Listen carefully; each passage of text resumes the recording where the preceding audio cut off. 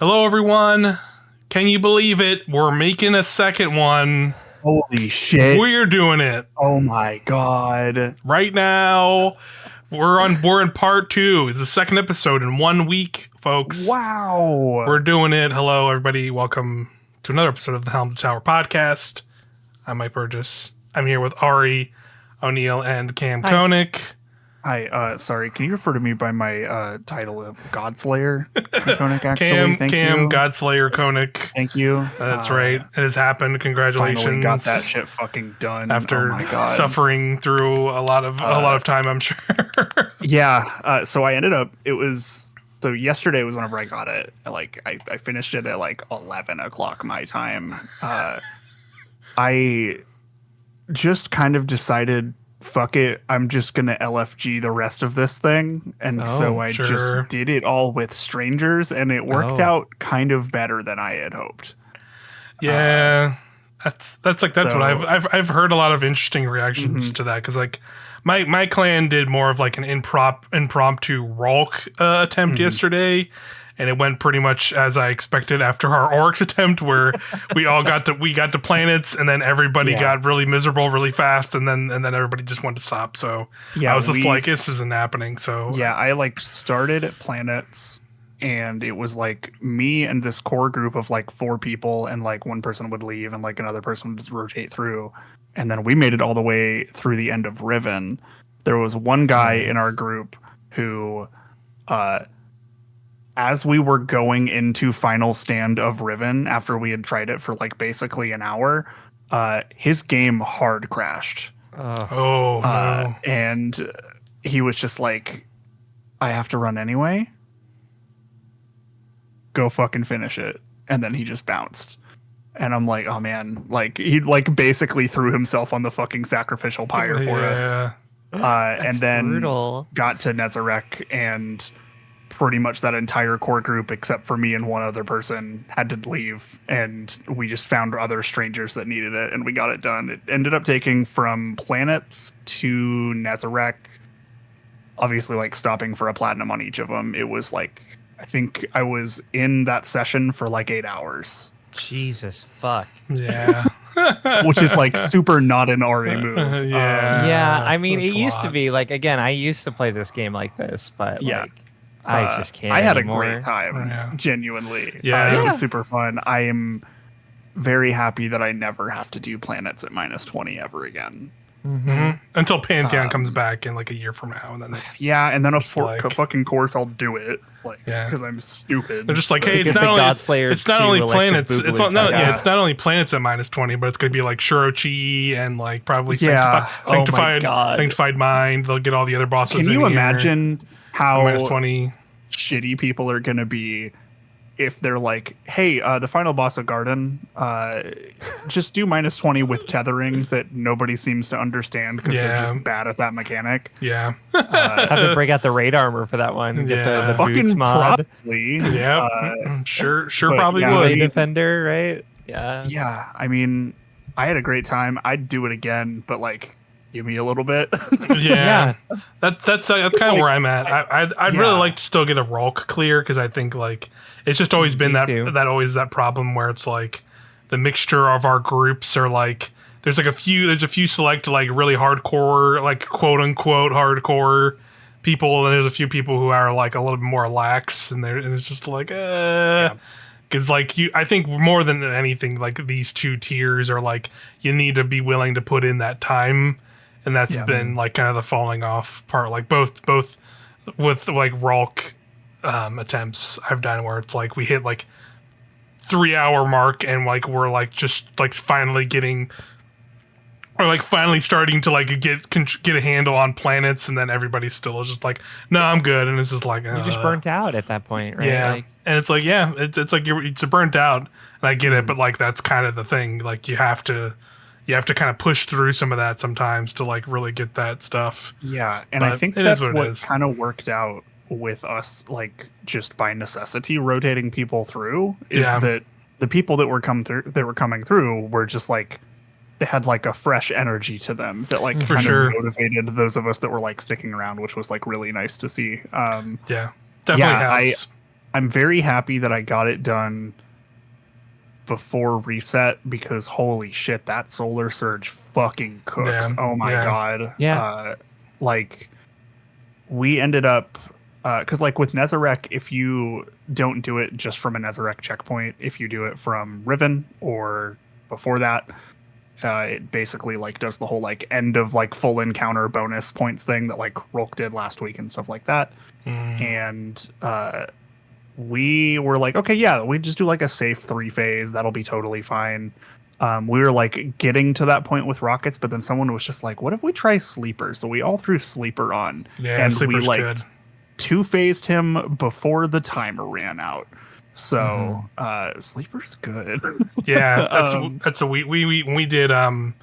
did because like that's the thing, like when we did the Rolk run, it was like we did Golgroth and Caretaker, and we basically like almost like, you know, first tried both of them like hands down because solar stuff is so good, and then like we used Sleeper on Caretaker, and that thing just like annihilated it. And it was pretty wild to see. So Solar Surge. Yeah, had a great time. Very happy I got that done. This week I can basically just go through, type a few loose ends, and focus on grinding some Onslaught stuff out, and probably not touching a raid again until day one for the next one, because I am a little like, okay, I've spent way too much time in fucking raids right now. Like, I just need to chill for a second. I might run it. I might see if I can get like a Crota together or something so I can get that catalyst. But I would see. love Crota. If you need somebody. It's something. Same here. Happy I got that done. That emblem is fucking sick. So I will not put it on because I just won't. But you know, I got the title. You got your emblem. So. You don't need it. You got the title. Yeah, absolutely. The title's definitely a big one. Yeah, good stuff. But yeah, plenty of other Destiny stuff. I played, like I said, I played a little bit, trying to get that role clear. Just didn't come together. But I had it's a tough fight. It's tough. Yeah, and just having people that are like willing to get that committed the whole way is also the challenge as well. But then I just farmed up continue to farm up a bunch of the trophies. I think I have like 600 right now. So I'm definitely ready. Yeah, I'm definitely ready to dump them into. Ready for Tuesday to just like dump as many as possible. Yep, yeah. I'm ready to do Hell it. Yeah. So see what kind of shinies we're getting on this final week here. We're in it, baby.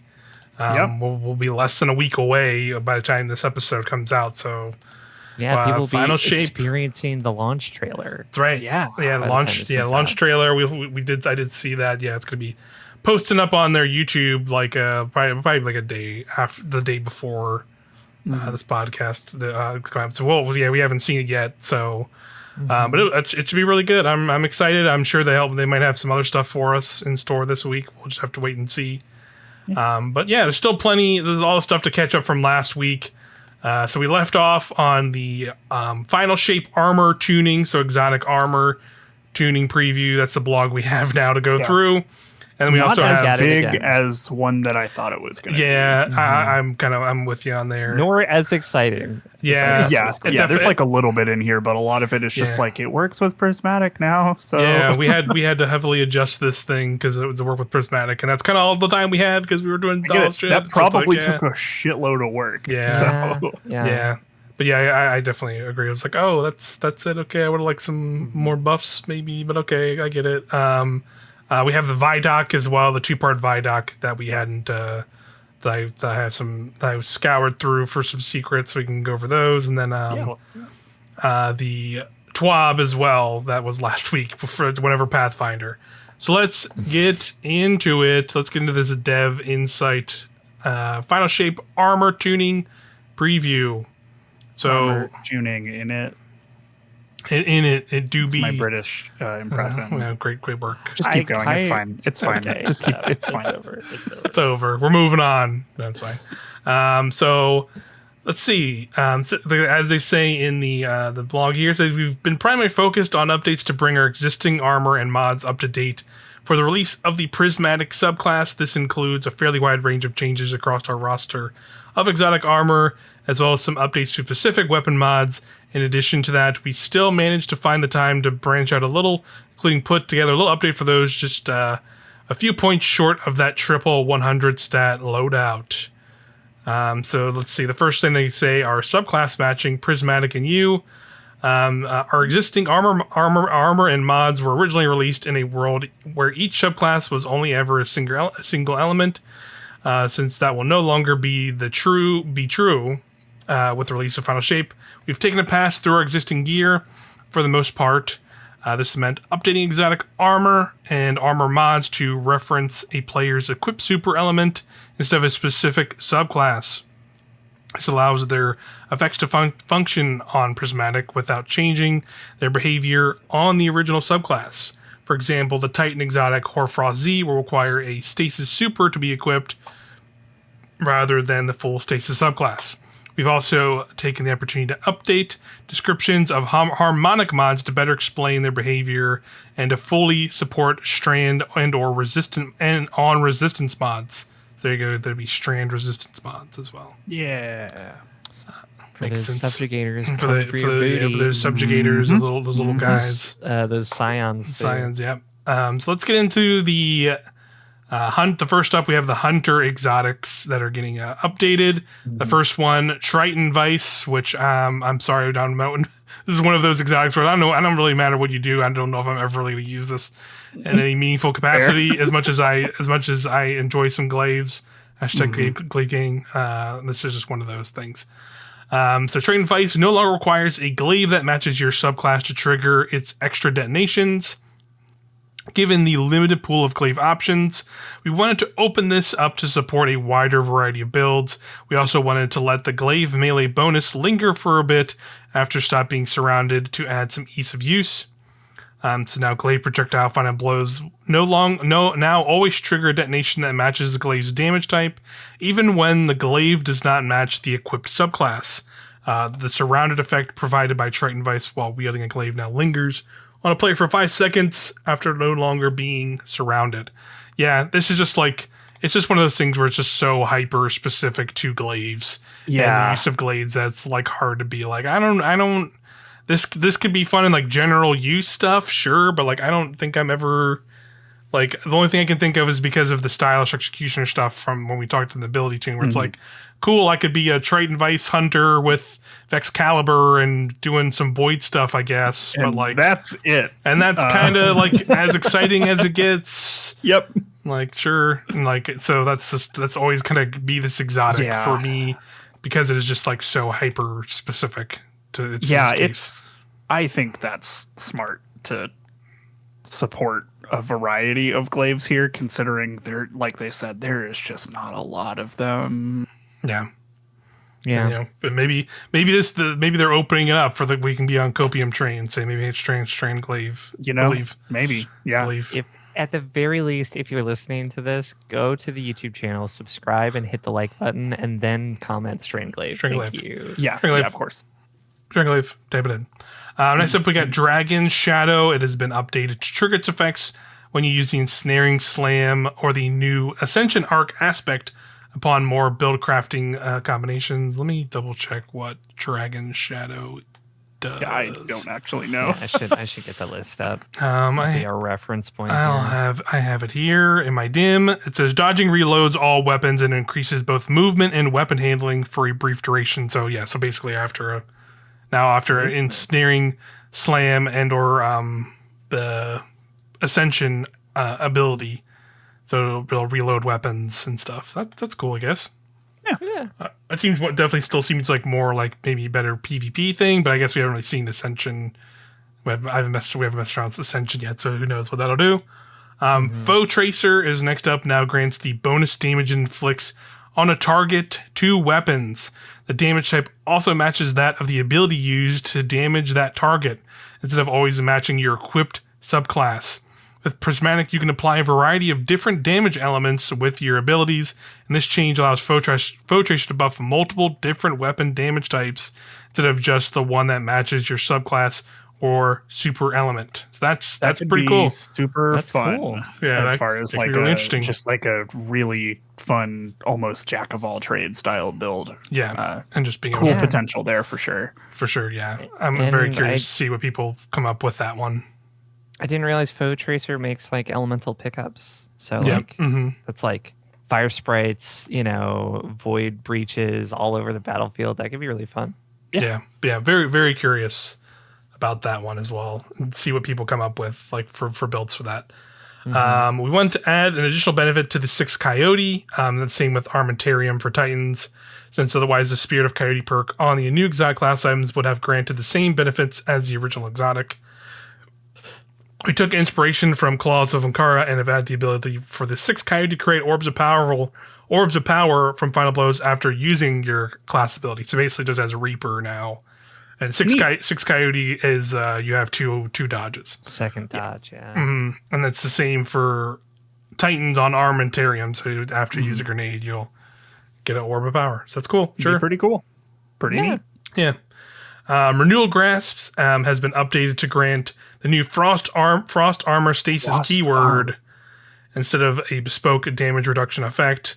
On entering your dust field volume, your allies gain a stack of frost armor about every 0.9 seconds. An additional stack of frost armor is generated, resetting your timer. So I think we said in the last episode, but like this is kind of like somewhat of a nerf to frost armor, or rather the damage resist that this gave you, but it's still. Granted, you're getting like a timer instead of the frost armor, so like you'll be able to keep that resistance coming out of the grenades, which I think is still like a pretty decent use case overall for it. I just think I would say like I wouldn't mind if they maybe sped up that stacking. Maybe that'll be like a buff they could give it in the future. Is like because it's basically like every second, so you have to kind of like hunker in it for like a little bit before you're like kind of getting any kind of meaningful. Kind of buff from it, so we'll have to see though. It still could be really strong if you're able to definitely like, chain that with other stuff. Could be something they maybe tune a little bit down the line a little bit more as well. So it seems like they're maybe like cautiously going into this, right? Like they don't want anything to be too crazy, which makes sense. The thing I was wondering, because I've been thinking about it since the last time we had the podcast, like. Frost armor, does it like? I feel like somewhere in there they said, I'm looking for it, that it restores health on pickup of a shard as well.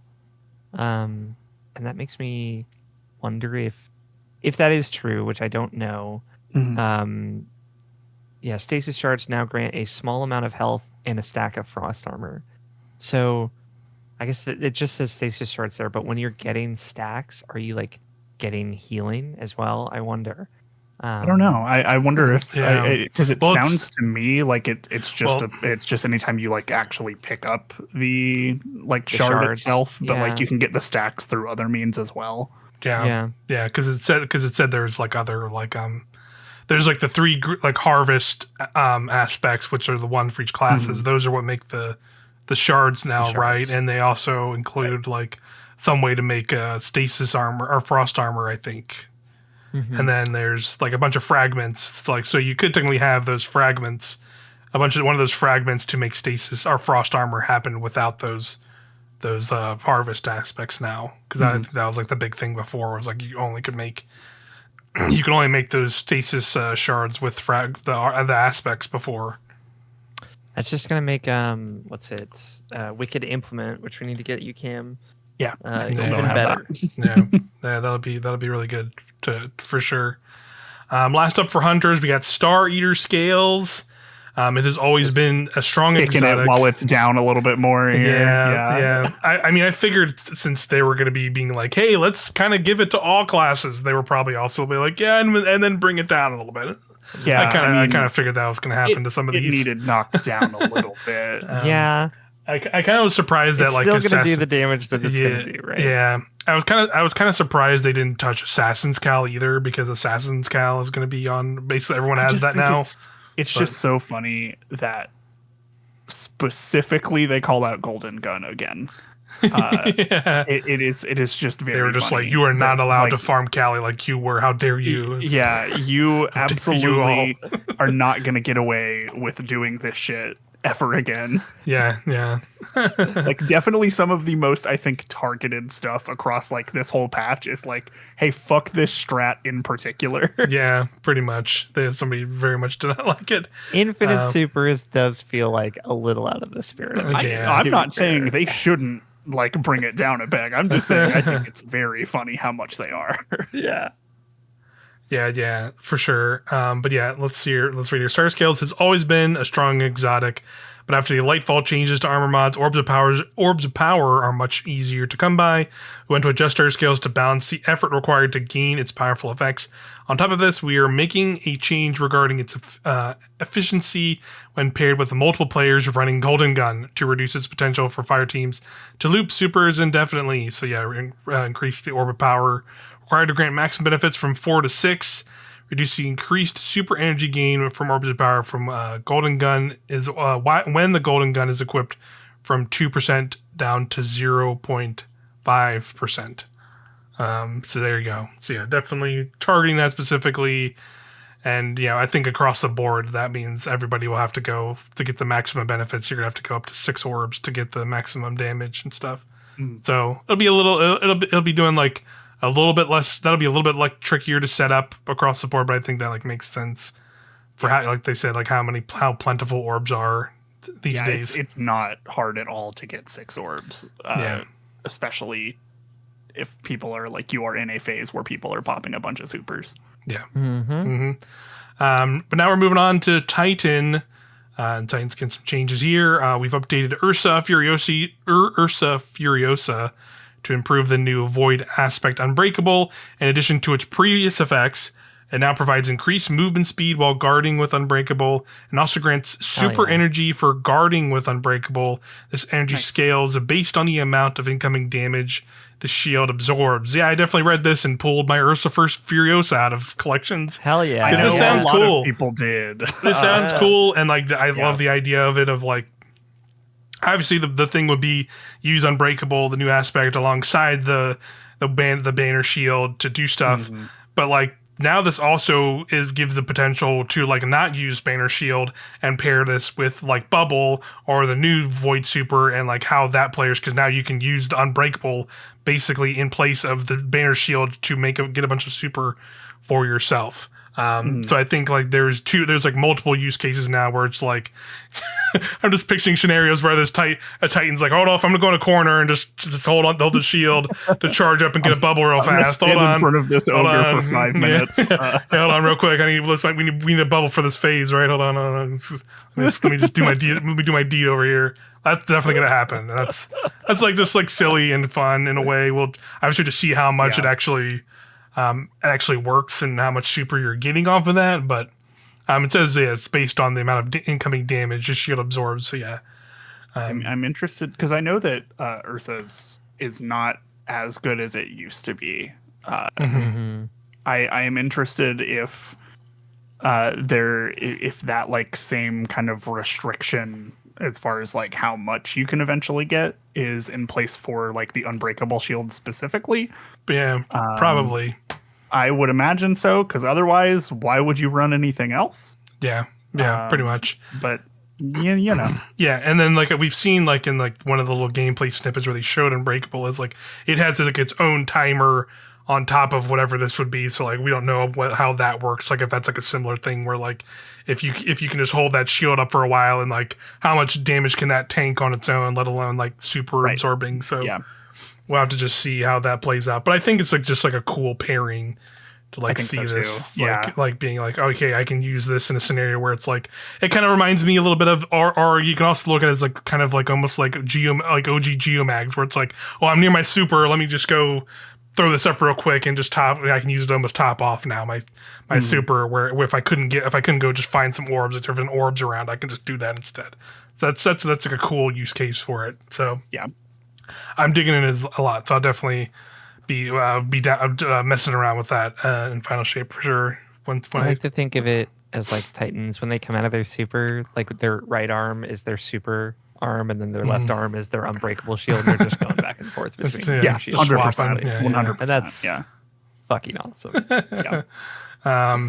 Eternal Warriors next up. Oh, here's another Eternal Warrior buff. They're really trying. Why are we trying to make this happen? Yeah, they're really trying. Every this time, is like Triton Vice all over again. Please use it, please. Yeah, please. It's the ugliest fucking thing I've ever seen. It's pretty bad. Yeah, maybe. Yeah, exactly. Maybe I'll use it if they make a cool ornament for it. I'd rather wear Verity's brow. Legitimately, like might actually pull this out if they made a cool ornament for it. Like 100%. That's honestly fair. Eternal Warrior no longer requires an arc subclass for arc final blows to grant its escalating arc weapon damage bonus. This allows it to synergize with prismatic builds more easily.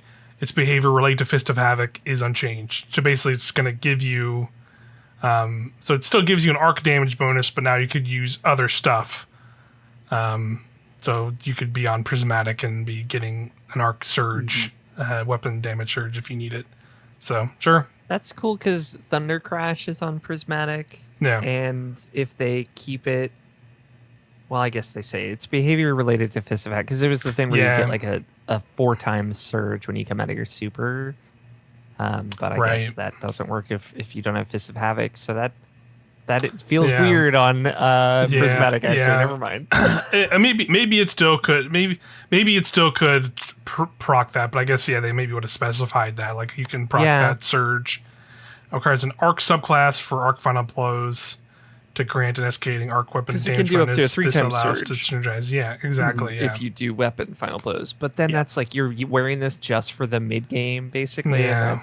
All right. So keep Eternal Warrior in your vaults, probably all. So like here is not this next one. The one after this next one, though. Yeah. Armamentarium. Yeah. So again, like I said, now it's basically a free firepower armor mod. Like so, you'll have 2 grenades and you'll be able to make orbs with them. So there you go. Kepri's Horn is next up. Hell yes. This was feeling lackluster in many situations, so we've increased the potency of its Solar Blast. Increase the damage from the Solar Blast by 100% in PvE. A Solar Blast now scorches each time it hits a target instead of scorching only once. Yep. Kepri Horn also now benefits from Ember of Eruption and Ember of Ashes. So now it can get plus 30 Scorch in PvE and plus 15 Scorch in PvP. Everybody that could be interesting. I feel like everybody wants Kepri's Horn to rule.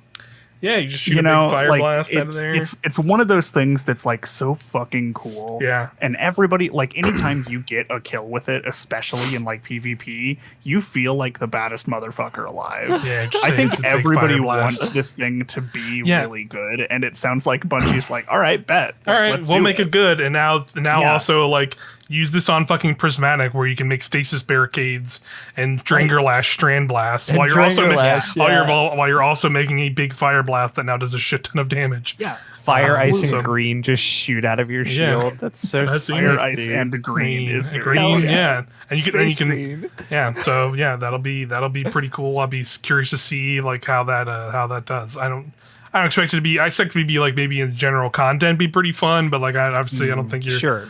I don't think I'm busting Kepri's Horn out for a DPS phase necessarily. But you never know. Maybe there's like some sort sort of secret thing we don't know about, like the stasis quadruple thing. Maybe Scorch applies too much. I don't know. Like bugs are weird. Because I don't know how long the fucking burn lasts. I wonder, like Kepri's Horn plus Dragon's Breath, if there's like some crazy ignition combo there. I don't know. It'd be cool. Yeah, interesting. It could be interesting for sure. Next up is Heart of Inmost Light. They basically have like consolidated the buffs because right now it's like because right now it is like if you do one, like you do a barricade, it gives you like multiple buffs all showing in the feed all at the same time. So now they're just making it one consolidated thing. So that's smart for sure because all the buff stuff needed cleaning up anyway. So good stuff. Next up, Syntheseps. Again, I saw this coming down for sure because it's being given to every class, and also Syntheseps nerf. Yeah, that still makes it pretty much. Synthesis, again, is an exotic all about being in the thick of a group of enemies, and its effects are potent to offset the inherent danger of being surrounded. However, he felt that it was too easy to carry those powerful effects once triggered into far less dangerous 1v1 encounters. So reduce the amount of time the biotic enhancements lingers after no longer being surrounded from 8 seconds to 5 seconds. This duration is now visible as a timer on the buff. Yeah. There you go. Cool. There you go. Yeah. Love quality of life stuff. For sure. Last up for Titan is Severance and Closure. This is a particularly noisy exotic when it comes to its effects, blasting enemies around the battlefield. We want to alleviate some of the noise and awkwardness around the explosions to better bring them in line with our other area effect exotics. Explosions now require line of sight to damage enemies. We also reduce the knockback intensity of these explosions, which will now launch enemies more consistently vertically. So there you go. So just try to make it the damage explosions not as insane, I guess. I have heard of almost nobody running this thing. Yeah, so. I've never really seen it going around much either. So, Yep. Me either. All right, last up here we have all the Warlock updates. So here we go. Warlock has Mantle of Battle Harmony. Shout out to my fucking roller coaster harness ass looking motherfucker. Yeah, that's right. It's got its weird, I think this is going to be pretty good. Yeah. I think this is going to be a little spicy for sure. Yeah, Warlock, I think this is going to be this is definitely going to bring it back in play for sure. I'm super curious to see how it feels on stasis specifically. Mantle Battle has been adjusted to grant more super energy for defeating powerful enemies, and the cooldown on granting super energy has been removed. Oof. This is intended to make it more potent in a wider variety of activities. Now grant super energy ranging between 1.5% and 4.5% depending on the type of target killed. Remove the 2-second cooldown for the perks activation. So that is huge. Huge. Yeah. Like if you take out just an entire wave of ads, like you can get like a third of your super right there. Like that's fucking crazy. Yep. Yeah. It's going to be really good, I think. Like this plus Song of Flame, I'm curious how that's going to play out. Like that is what I'm thinking of. And Strand, of course. Like just like the most ability spam build you can possibly imagine. Yeah. Because like Song of Flame just gives you infinitely recharging abilities. So yeah, like this could be like light up the fucking battlefield. The super, basically. I'm very excited. Yeah, very interested for sure. Next up, we got Ballador's Wrathweavers. Again, this guy is getting all the Frost Armor stuff, but it's also getting a bunch of other things. But just when they said, I was like, oh, okay, this seems very good now. This is like a no-brainer at this point. So now we've Ballador's Wrathweavers. Activating your Rift grants you and nearby allies the maximum Frost Armor stacks when Frost Pulse is equipped.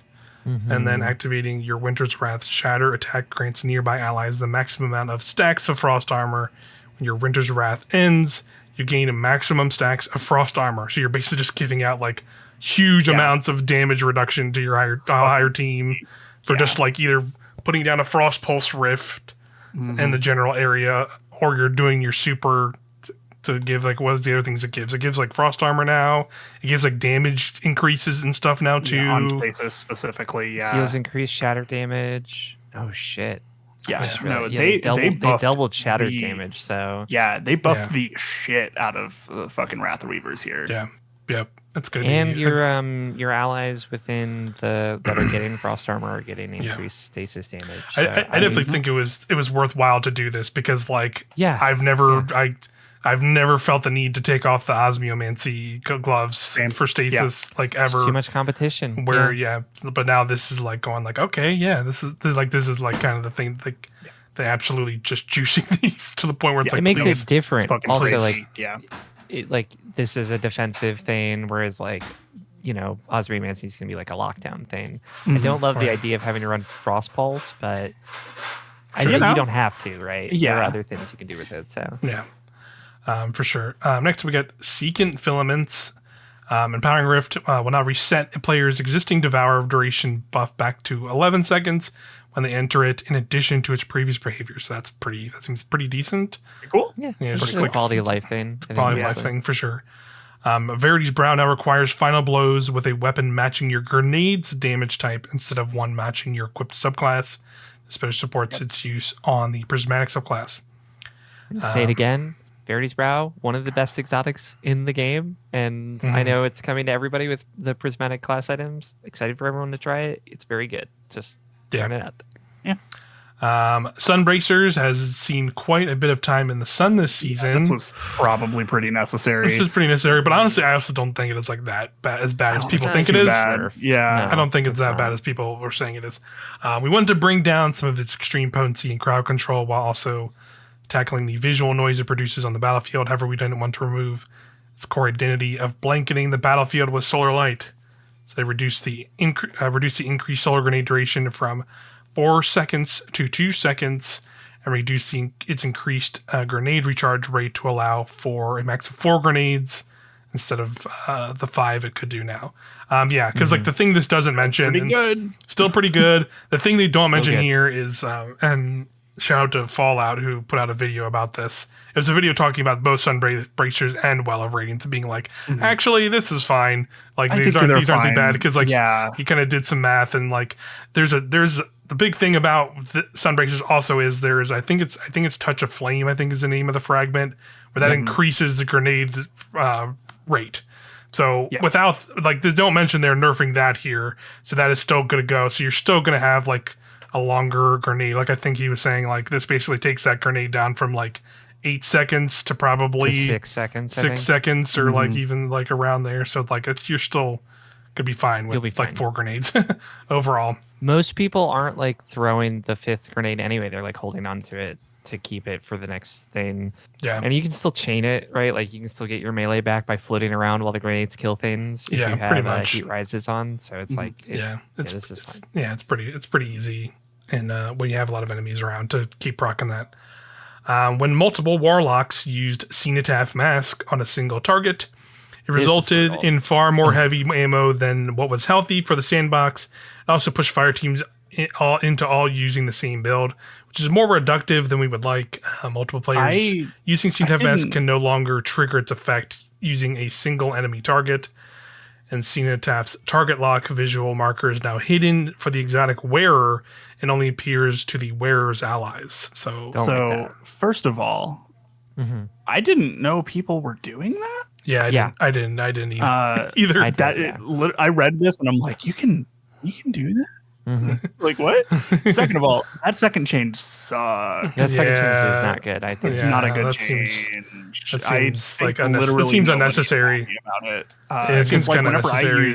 Whenever I don my silly hat and I shoot a divinity, usually at something, I know when to stop shooting when the big mark appears. Yeah, exactly.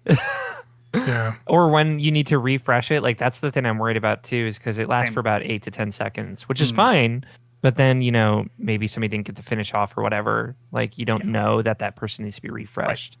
Right. Yeah. I don't like this change. Yeah. Yeah, this is definitely a pretty brutal nerf. I don't like the second part. The other part I'm like generally fine with because like makes total sense. Yeah, because 90% of raiding I've done, I feel like we've never really done this, and I've never really done this a lot where it's like you need that much Cenotaph Warlocks running around. Usually you can do one. You need that. You can do one and then go around and be fine. Yeah, I think it's just happening. The ease of use thing, like Cenotaph also does not give as much ammo as Aeons. It's like a smaller percentage of what a heavy brick can give. Which I feel like if they were going to do this, they should have brought it up to comparable with Aeons. This also like puts more pressure on one person in the fire team, as was like being able to run 2 Cenotaphs for no reason. I just, but it makes sense.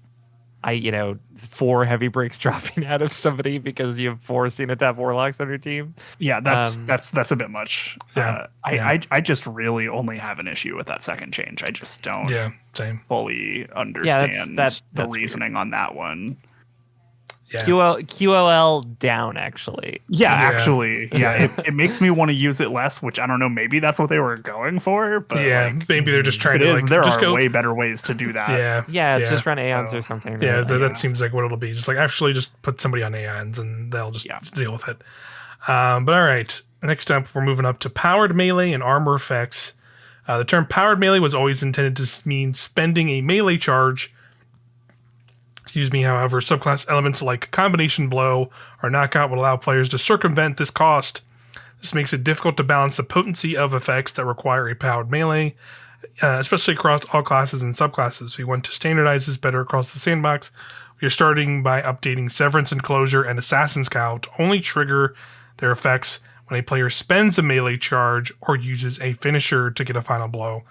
We plan on rolling this type of change out to more content that triggers powered melee in future updates. So that is kind of it's definitely a little bit of a nerf to those, I think. But I think it'll be okay, especially with like I'm pretty sure both of these are on like exotic subclass or exotic class items for Prismatic. I think so. Probably Assassins definitely is. I think Severance is as well. At least it's just on the Titan one specifically, where everybody has Assassins now, so that kind of makes sense because then having a scenario where like you're giving it to classes that have multiple melee charges. So I get it. Here's a good one. I like this. That's a great change. Exotic artifice upgrades. Yep. If you spent the time to get that 100 artifice armor set for your build, one piece was always a bit left out. Whether you're looking to make everything match or get that last +3 to resilience, or just want to get your hands on artifice gear for the first time, we figured it's about time for us to tie up that loose end. With the release of Final Shape, exotic armor will now be able to access a unique mod slot and free stat mods of artifice armor. Exotic armor can now be upgraded after it has been fully masterwork, granting an artifice mod slot, and now it'll cost an exotic cipher and 10,000 glimmer. I really, really do like this change. Exotic ciphers are a little tough to get. Yeah. Yep. Definitely making them a little trickier. I wish it was cheaper, but also I do think that if it was cheaper, then there would it wouldn't make it feel as special or something. I don't know. I imagine I maybe this is something that they kind of touch on again later on down the line or something. I'm fine with it because I don't spend my exotic ciphers on anything. Yeah, so. that's kind of my thing of I've been sitting on 5 ciphers for this entire season probably, or maybe even longer than that.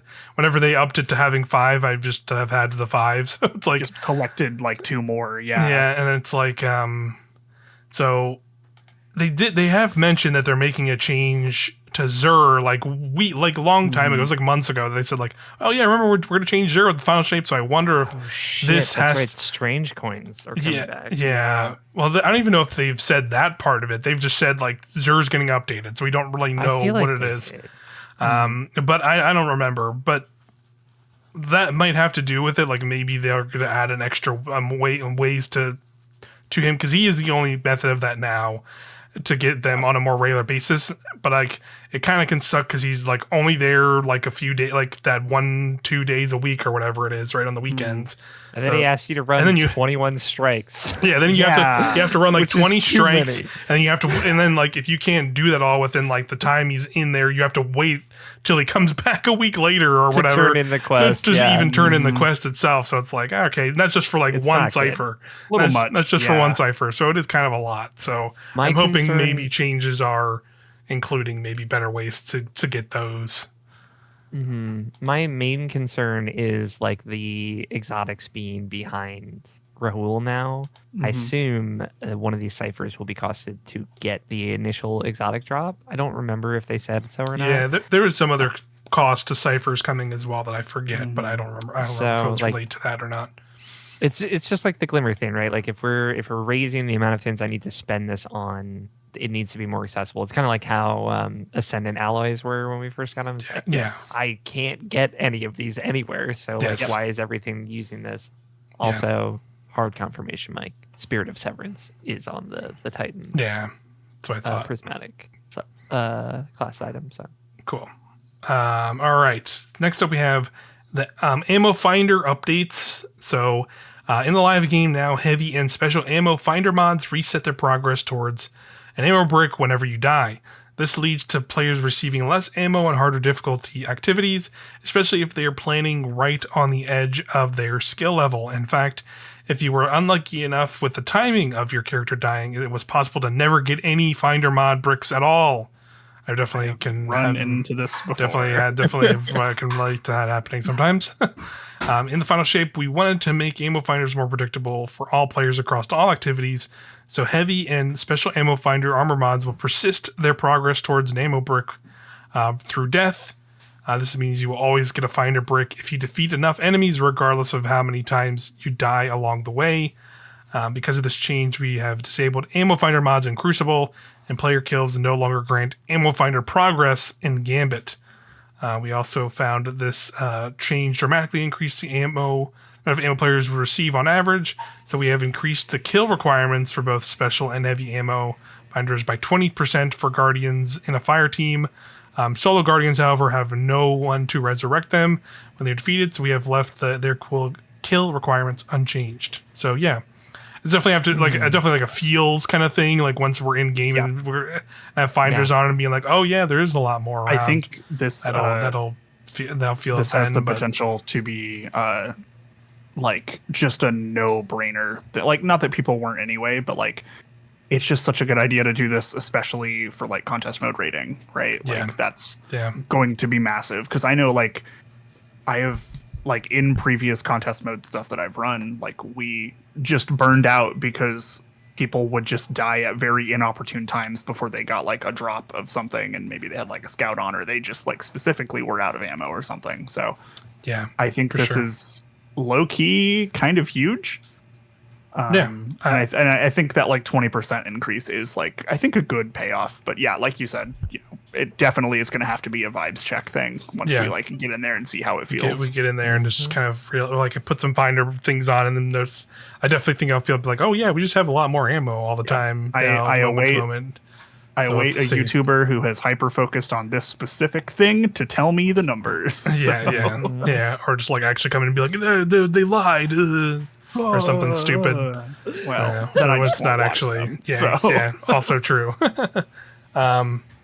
Next up, we have another, I would say, a quality of life thing more than anything, which I think is cool. The raid armor mods that you would get are basically having their energy costs removed, so you can just freely slot raid mods into your raid armor. So that's cool. Because a lot of the times they can be so hyper specific anyway, and like having to swap those out for like a more like build you're using. It's never felt great. So now you can just kind of, it's basically just like an extra perk on top of those. So like it makes it feel like, oh yeah, it would be nice to maybe go get some more raid armor then, to good stat raid armor if I have it, to throw those on if I need to. So that's cool. I like, because I want to use raid armor mods, if that makes sense. Sure. Because like there are kind of no downsides to them, especially now. Yeah. But like I'm like so set in on my loadouts already that like I don't. Your build takes priority, right? Like totally. 100%. Yeah. Like it's one of those things that like I will throw on if the build that I am running just so happens to use a piece of raid armor. But like it's not something that I'm like still going to go out of my way to use, which I think this is like definitely a step in the right direction, but I don't know how I kind of feel about this as far as like hey, look, use raid mods, please, for the love of God, you know? Like it's still just kind of all right, they're here. Yeah, they're just kind of, you know, they've been a thing, and it's always like you like positive. You run the first raid, and you run your first raid, and you see mods, and you're like, oh, that's cool, and then never think about them again. Basically, yes, that's how they've been for a while. Yeah, at least now it's like, okay, I can slot these in and think about these a little bit more, or like it makes them more viable for like wanting to like oh, I just have all this semi-decent armor and want to do like master or like master version of this raid, and now I can actually they are like set up for genuinely great for master. Like honestly, Agreed. just because master's survivability is so tough. Yeah. I think I just happened to get like an insane armor drop from a raid on contest mode, and I slotted one in, and that helped a little bit, which was kind of nice. But like that is like so not a guaranteed thing you can ever plan for. But yeah, I do like this change. Yeah, it's good overall, and but yeah, that's largely all of the armor armor tuning updates. Like we all said at the top, like most of the stuff is fine. A lot of it obviously was very focused on being like, we need to update this because now we have prismatic, and like I think that was like as like a little bummed to see like no real like actual buffs to like a lot more different pieces of exotics. Like I think it would have overall felt worse if we were like to go into final shape and like half these exotics just didn't do anything, right? Like we had kind of no exotics because we've had that scenario before, right? With like previous subclasses coming in the game and being like, we kind of just don't have really much to do with this right now until they either make new exotics or maybe make this other stuff work. And like a lot of that happened with like the 3.0 subclasses where we got like, this new 3.0 subclass, it's great, but now these exotics that I used to like just kind of don't really work with it anymore until they update it. Yeah, totally. So like at least this kind of gives us something. But I wouldn't be surprised if like maybe deep like into like we get like a mid episode update or whatever in a month or two, and they're like, here's exotic buffs, and just like give us a bunch of like buffs to more exotics and stuff. I also think they're probably not wanting to take too many wild swings, considering I don't think they're going to have time to patch stuff before the raid race. Yeah, because it is 3 days later. Yeah. They're just gonna have time to disable things, right? And like, I think that turn off this golden gun sniper right the fuck down.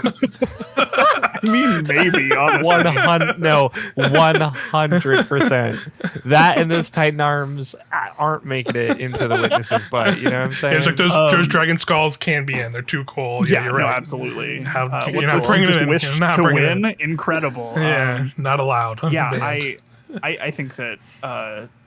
I think that that's probably the right call to do a little bit more of like a kind of a reserved, like deal with like problem children, affect that stuff that like super needs it, and then get into like huge tuning sweeps after like we are through with the raid. Because I think the meta and everything for that is already going to be just fucking bananas.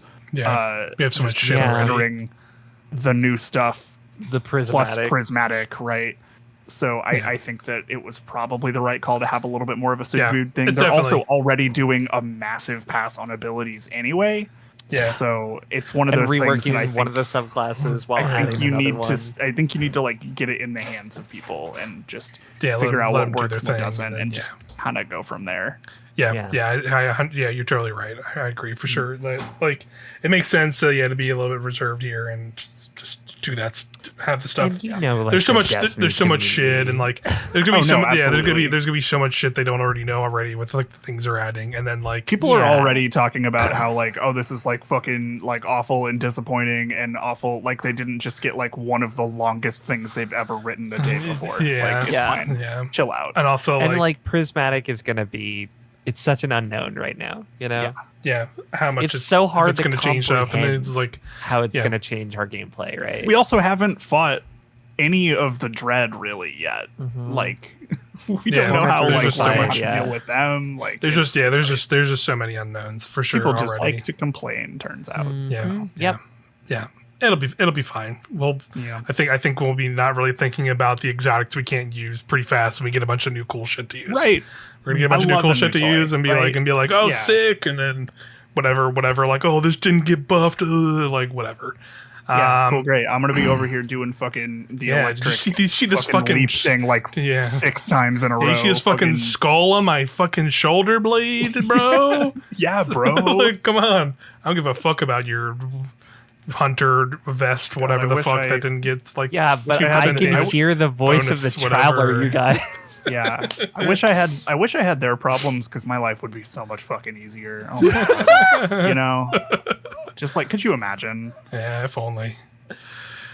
You're a Godslayer, Cam. You'll be fine. You'll be all right. Look, I know I'll be fine. Mr. Godslayer, I believe, is your official title.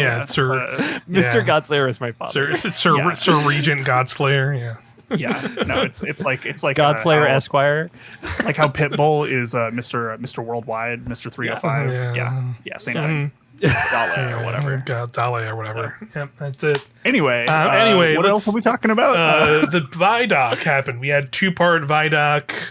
Hey, it was great. It was great. Both of them were really so cool.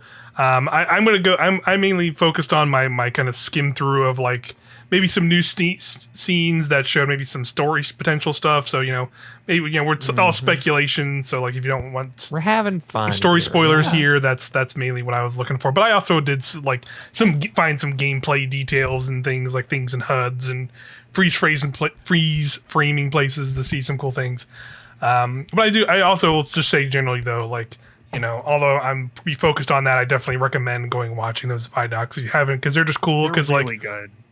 It's cool just to see like a bunch of Bungie devs being like, "Hey, look at this shit I've been working on, and it's cool. Look at this thing I was doing. Look at this. Yeah. I'm squishing this Jello in my thing, and that's what makes the sound." The and for these dread, so good. And it's every single time. The I think about the one for Stasis all the time. Of course, because that was so the work from home shit too. Like cool. Them in their garages. So cool. It was so fucking cool, dude. Yeah. I am a sucker for like good just Foley. Really inventive sound design. I think that shit's so cool. Me too. Yeah, 100%. All right, so here's the first Vidoc, part 1.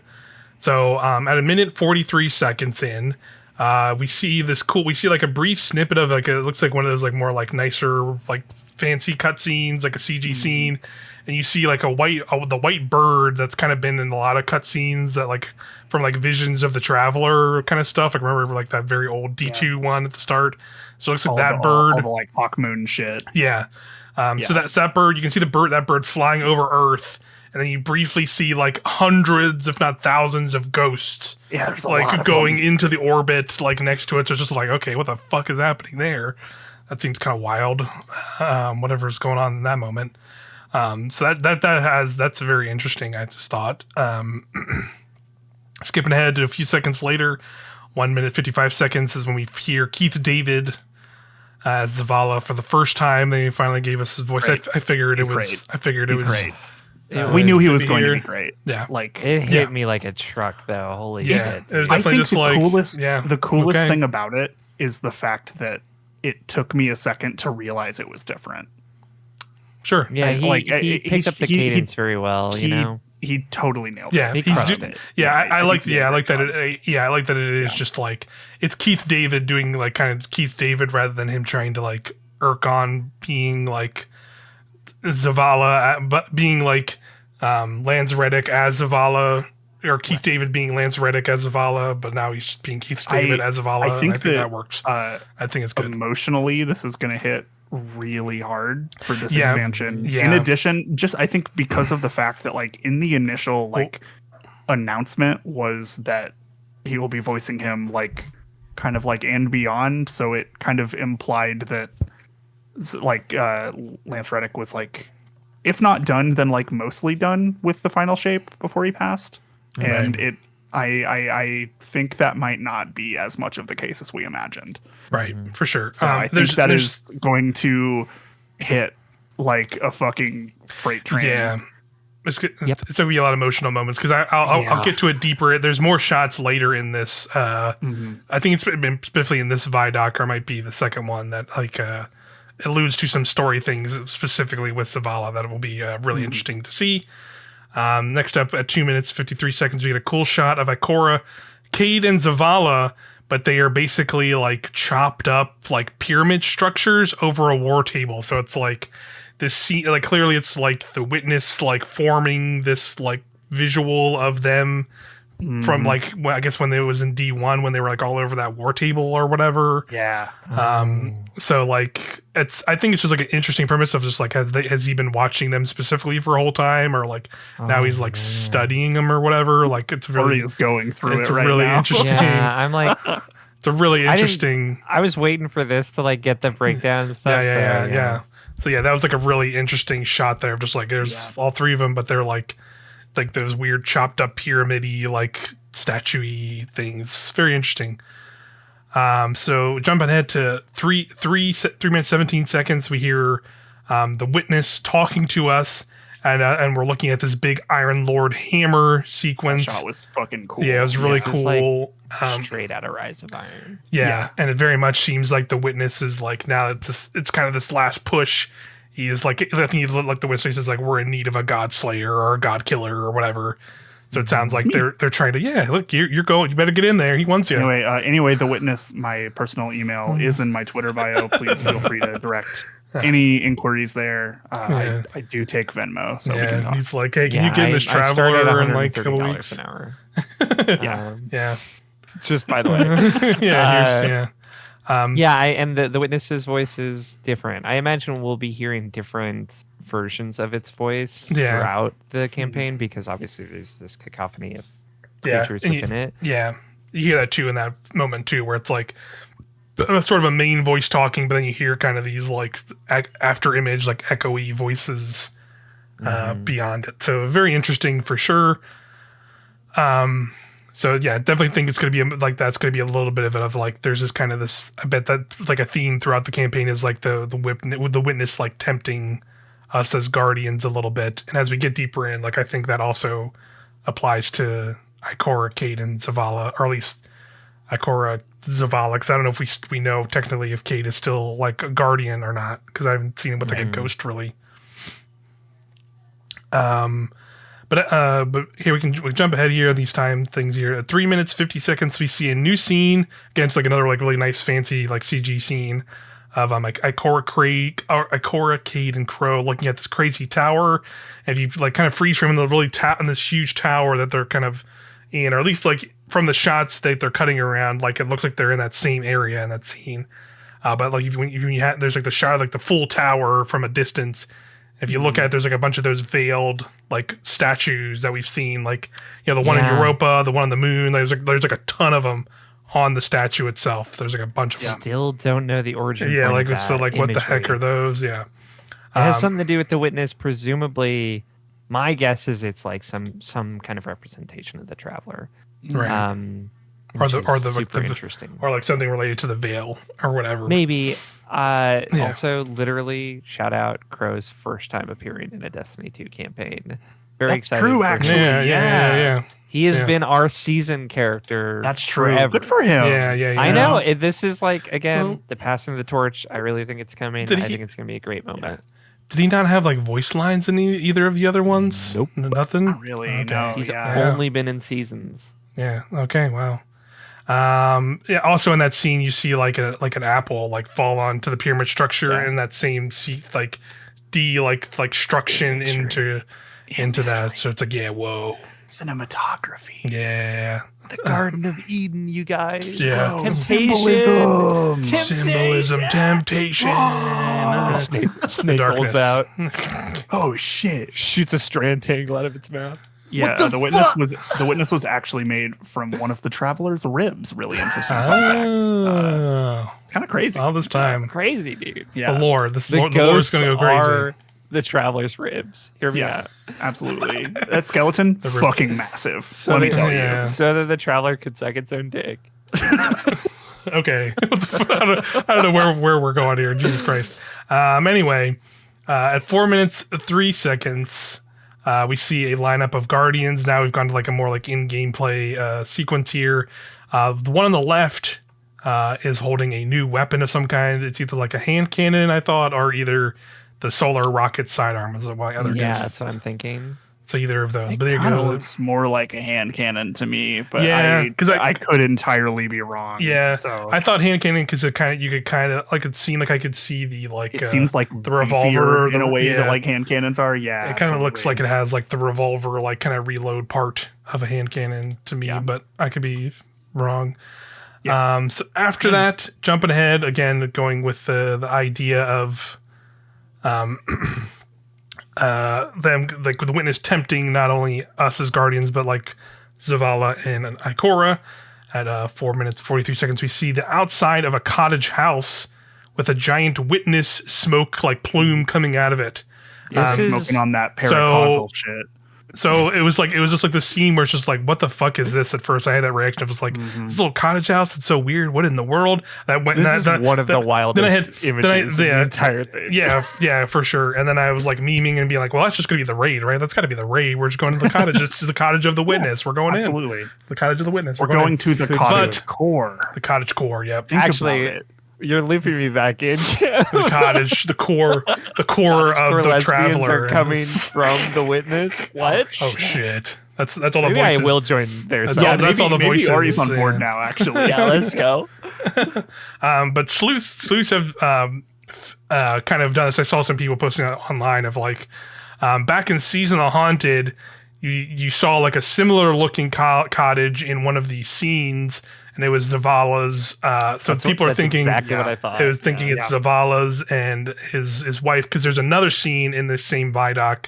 I think it's when you first hear him talk, when he's saying like, "I never thought I'd bring you back." I think he says something like that. If you kind of like freeze him, you look at him and he's like inside what looks like almost like a house, and there's like a nice like window behind him with drapes on it, and like that you can see like on that same cottage there's like a window draped there. So I'm thinking this is like some sequence where like Zavala is being tempted inside there by, the witness and being like, hey, I could get your family back or give you back this peaceful life or whatever. But, that's why I was thinking like it's not just us being tempted, but maybe it's also going to be like have moments in this campaign where Season of the Haunted 2. Let's go, baby. God, they're like tempting the characters with like a better life. Like I'm thinks sorry the final shape is or whatever. Mike, Ren, and I stream the campaign because I will be slobbering back. Yeah. It's gonna be it's gonna be crazy. Yeah, it takes like a pin drop to make me cry nowadays, and it's just not gonna stop. Yeah, I believe that. Yeah, it's gonna be very interesting. Yeah, for sure. So jumping ahead a little bit here at 6 minutes 36 seconds, we finally get to see the healing auto rifle in action. Yeah. And you see when they explain it. And when they have this whole sequence where they explain it. When it's firing, you can see it kind of moves like Osteo Striga's like little streaming kind of bullets, where like it's not like super fast, but you can kind of watch them like kind of like dart around in a similar way that Osteo does, which I thought was interesting. It's basically Lumina is how it works. Yeah. For Looks sure. like you hip fire to heal, and then you aim down sights to shoot. So. Well, no, I think they like it's depending on which target I think it's just depending on what you're shooting, but I think it's just depending on where you're shooting, and then when you are shooting an ally, it has the energy meter. So when you're shooting an ally and that's healing them, you like I get to it later. There's like I don't think it's in this Vidoc, but I think it's in part 2 where I think it's in the dev she goes over it. It's called No Hesitation, which is a good name too.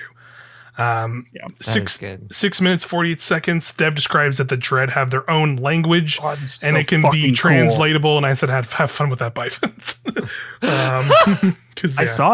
I saw him out on Twitter, like being like, "All right, challenge accepted. Linguists, challenge accepted. Like, let's just fucking do this." And I'm like, "Yeah, no, you should do that." Yeah, pretty funny.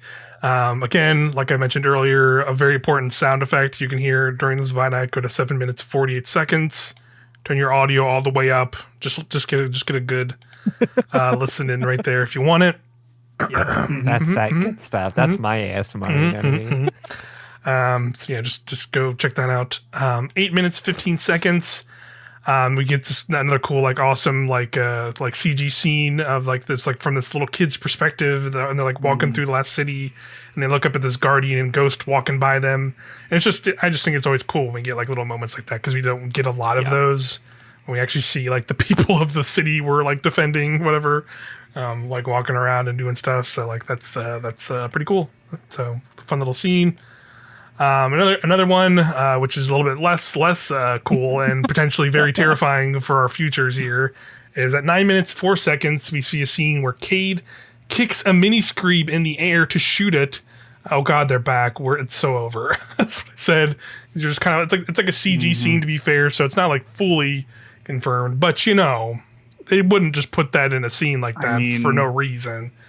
We don't really have overload abominations as much anymore, do we? Like, yeah, we have them here and there, but you know, but they don't do the Screeb thing specifically. Yeah, because that was only specific to that. That's when like some of the strikes used to have like very specific things.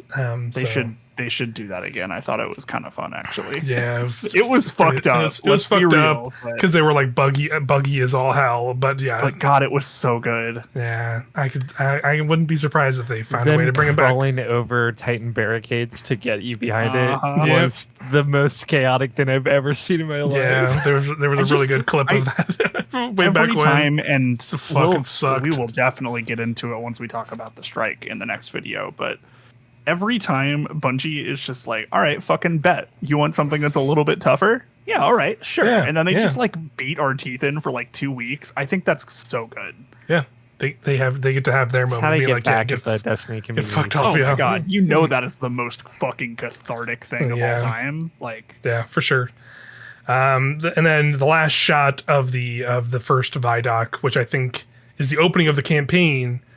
It shows 3 Guardians basically like quite literally crash landing into this like crazy purple like realm that I think is like us like flying into the like we're like halfway flying into the Traveler, and then we're like because you see like 3 Guardians land and you can like see a quick shot of like a ship just like crashing into like the horizon somewhere like one of your ships. So sick. No turning back now.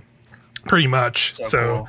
That seems like that is I'm guessing for sure the opening of the campaign there. So that looks really sick. But yeah, that was kind of the secrets I found in the first Vidoc. Great job, Mike. On to part 2. There's plenty more I got for you here. Yeah. So this is the one that like they kind of focused more on weapon stuff that is coming in here, and they talked about the strike, like you said, Cam. So first, again, the first like a minute or so of the Vidoc is spent really talking about the updated Kvostov and it returning because they kind of go on like it's like one of the first guns you get in the original Destiny, and now like they thought like in this ending moment as we go back into the Traveler, it makes sense to be kind of the first gun you see coming back into here, like kind of coming home moment. So that's cool. That's cool. Yeah, it's definitely a cool like full circle moment. And yeah, they did like a bunch of like silly like good like adding 7s literally everywhere they could. Like they said the 7th bullet of this every 7th bullet is what ricochets. The bullet then ricochets 7 times. Yep. If you go to 1 minute 8 seconds, you can see the inspection screen for it, and pretty much every stat they said that can have a number 7 in it has a number 7 in it. So it's like it has like 27 like stability or 70 something whatever. Like it's. Literally everyone has it. You can also see that has even the impact is 21, which is like 7 times 3. Yep. Yeah. And then it also you can see that shoot to loot as well as a perk on it, so that's kind of cool. I think it's like the first auto. An exotic with an exotic primary with shoot to loot goes fucking crazy. Yeah, because like holy shit, can like that bullet ricochet into a heavy like a brick or something, or like an orb. Cool. That would be pretty nuts if you can do that, but it's pretty good. It's pretty good as well. And then if you go a couple seconds ahead from 108 to 110, you can see a shot of the HUD, and the weapon perk is called Eyes Up Guardian, and you can see it says like, and then like it shoots up, so it goes Eyes Up Guardian times 7, and then that's when it goes ricocheting. So that's good. Again, going all in on really all committing to the bit on this gun in a way that I appreciate it. I appreciate it a lot. Yeah, for sure. So that's good. And then next up we have 1 minute 30 seconds. They start describing how the Pale Heart guns are themed after playing cards and suites. And God, this made me immediately make so much more sense of what was going on in these guns the whole time. It's just like them describing it as like, okay, we've got the Ace of Spades. What does the rest of the deck look like? I'm like, all right, cool. That's tight as hell. You fucking got me. You got it. Exactly. Yeah. It's just like this whole time. So this whole time. It's just like, I don't know. There's just like some random Guardian decal on the side of this gun, or like Ikora is just on this fusion rifle. Sure, I guess. Like that's silly. But then it's like seeing this is fucking them explain here. It's like, oh yeah, okay, yeah, that makes total sense. But there's also some pretty cool details on these because if you go to 1 minute 30 seconds, you see like the lineup of cards. So you can see it's like basically the first couple cards are like generic like Hunter, Titan, Warlock. And then the fourth one is some kind of Iron Lord. I don't know who that's supposed to be. Fellwinter or somebody else. Sure. That's what I'm guessing too. The fifth, I believe, is supposed to be Elsie Bray, I would guess, even though she has some crazy looking dagger. If you look at the last card, though, the last card is Lakshmi on the top and Maya Sundaresh on the bottom. Yeah, that's crazy because that's like the first time we've ever seen her like as human. I'm pretty sure. So like, get ready for whatever the fuck the lore card is on that gun. I could see there being like some sort of like cool, like exotic type thing with this. Cause like I imagine like this is not something that you necessarily would like want to reveal. And I'm entirely just speculating at this point, but like, I think it would be really cool if there is like a gun that is you or like a gun that is like Uldren that like is essentially like a new Ace of Spades or something like that. Like I think that would be really cool. Yeah. Or like even like, you know, this is not as cool as you were describing, but if they just made like a ornament you could buy that's like we turn Ace of Spades into like the crow version, that'd be cool. And like you can just buy that or whatever, and that's like how they go about it. Again, so those were like super sick, and they show like throughout that SIG at 1 minute 40 seconds they kind of go through a couple of like the concept art versions of them. So you can see specifically it's the shotgun that has Lakshmi and Maya on it. But then like some other ones, like there's the Stasis hand cannon that has Elsie on it. And then like, I think like the Fusion has a Korra on it. Yeah. And then like, there's just a bunch of them. The Sniper, I think is what Fellwinter is on, I think.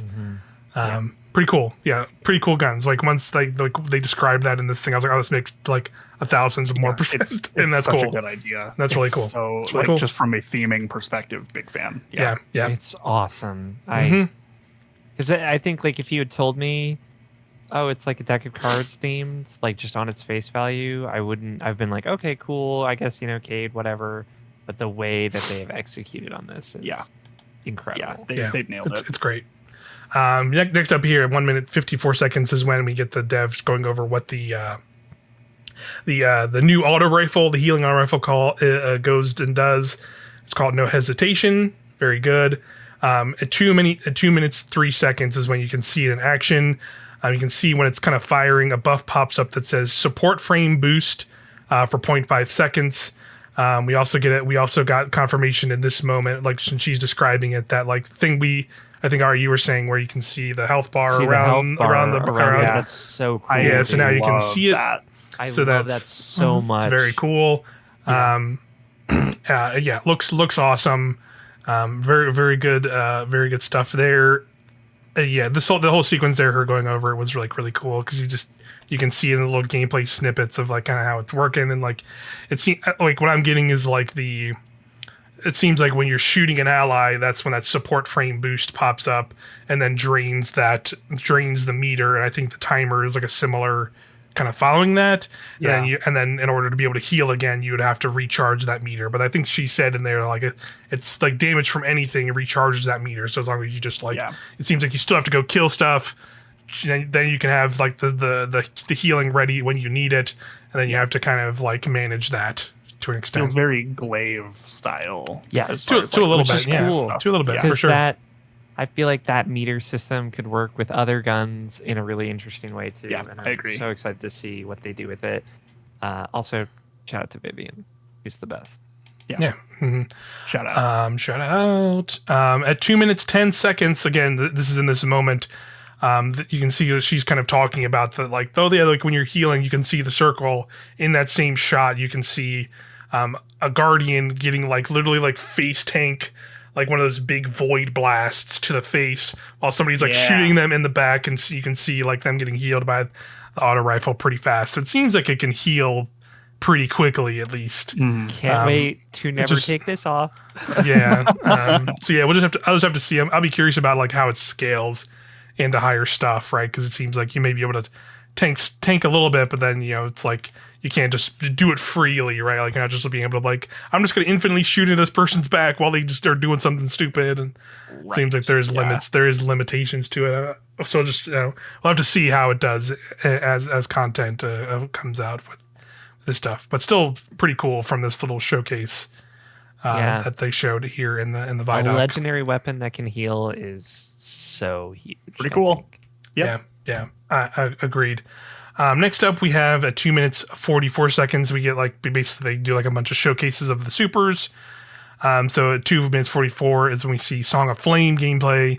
Don't know about the whole giant solar glow on the top of the screen. That was how I was feeling because they show the first person POV, and it's just like this big halo that's taking up, and it's just it was kind of distracting for me a little bit. But maybe I'll get used to it or whatever. But you can definitely see in this sequence though. They have the seeker grenades going out, and you can see them throw one, and then they get back almost near instantly. It's like sun bracers speed. I feel like how fast. I wonder you're if getting those. They needed to specifically have that kind of up there, because I would imagine because we don't have any other first person roaming supers. Golden gun. Just golden gun. Other than golden gun, but that's super visibly clear that know that you have golden gun. Yeah. And this one, I feel like if you don't do something that super differentiates, hey, you are in this Touch of Flame. That what it's called? Yeah. Yeah. Song of Flame. Song of Flame. Song of Flame. Thank you. Whenever you're in that, you should know, and I think that's fine. It doesn't. It is a little obnoxious. Yeah. I think they it gears anything critical. Yeah, I think they might end up adjusting it a tiny bit, but I think overall, you're right. I think they do need something to kind of give you that differentiation. But yeah, that's the Halo looks really cool though. It looks so fucking sick. Yeah. Shout out to 3 minutes 13 seconds. That's just Dark Souls as fuck. Yeah, yeah. Mm-hmm. They show that off. Yeah, very curious to see how that's gonna do. We'll see. I'll be curious to see I guess the radiant stuff will be good to give everybody in the damage phase, but I don't know if it'll be worth it to just have somebody spamming grenades in that moment with that. We'll just have to see. Depends how much damage those grenades do, I guess. Exactly. Yeah. How many finger snaps you can throw out. I really think this could be very good. Yeah, very, very good. If anything, it'll be good for oh shit, I need to let me pop this and just there's a bunch of shit around us. Let me just go off and try and do this. Rest in peace, Starfire Protocol 2023 or whatever they nerfed it, and then welcome back Starfire Protocol 2024, however that fucking meme goes or whatever. Well, I'll be curious how that does because it's what does it do? Is it power grenades up? Right? Is that what it is? I forget. Starfire gives you 2 grenade charges. Yeah, and it was the one that you could basically endlessly throw grenades as long as you had damage on a target. And they nerfed it kind of into the fucking ground. Yeah, they made it so you can't do it. Basically, the grenade doing damage in an empowering rift would get you grenade energy, and then doing damage with grenades would get you rift energy. Mm-hmm. So if you were in a well, you were always doing damage, empowered damage, so you just always have fusion grenades. Yeah, it was also at the time where it was insane because it was Season of the Haunted where we had classy restoration. Yeah, and so you could just throw down a fucking empowering rift and just be fine and throw grenades forever. Yeah, just throw stuff forever. You're right. I'd be curious to see what kind of synergy it has with that kind of stuff, how that grenade. Works with stuff or doesn't work with stuff, because it's that super version of it or whatever. I wonder if they'll differentiate stuff. It's going to be busted, to be honest. I really do. Yeah. All right, but next up, I saw some other people point this out online, but this is a cool potential little sneak of stuff to come from the episode stuff. But at 3 minutes 18 seconds. It's super brief. You have to kind of freeze frame it. Yeah. When the Titan comes out of their void super, because they basically right before that they were throwing the axes, and the super ends, and it's coming. You're basically going back into first person, but the gun re-shows on the Titan's back, and it's some kind of new Vex almost looking machine gun, and then solar element. If you scroll to 320. You'll get a better shot of it again, where you get kind of a full shot of it, and it looks like basically the splice. It's the the frame of the season of the Splicer machine gun, but it has but now it's all like Vex like ified and like has like a bunch of Vex shit all over it, but it's like that similar like body type to the machine gun. It is a solar one as well, so we'll have to see. But that's a lot of reserves. That's for fucking sure. That's kidding.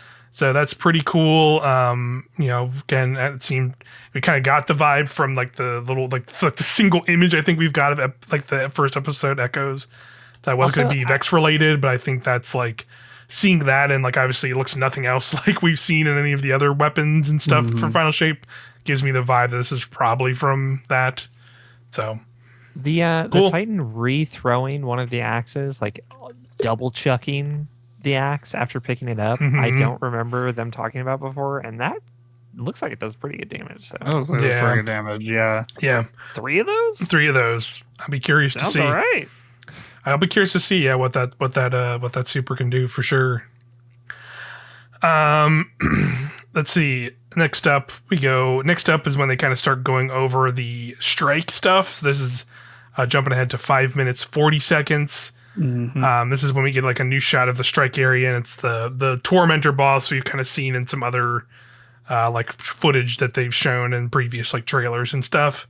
There's a cool like hallway. They put fucking lava in Destiny 2. Yeah, literally awesome. like sinking lava from like a fucking platform, like a Mario game or some shit. We finally have a lava level. We're a real video game now. Yep. Fucking There's an ice level. There's a lava level. Yep. There's a water level. There's a forest level. Yeah, we've made it. Fuck. We've made it to World 8. There's sewer levels too. We've made it to World 8. You're so right, Mike. We've made it to World 8. We're in it. That is, yeah. Holy shit. So I just want to point this out at 5 minutes 54 seconds.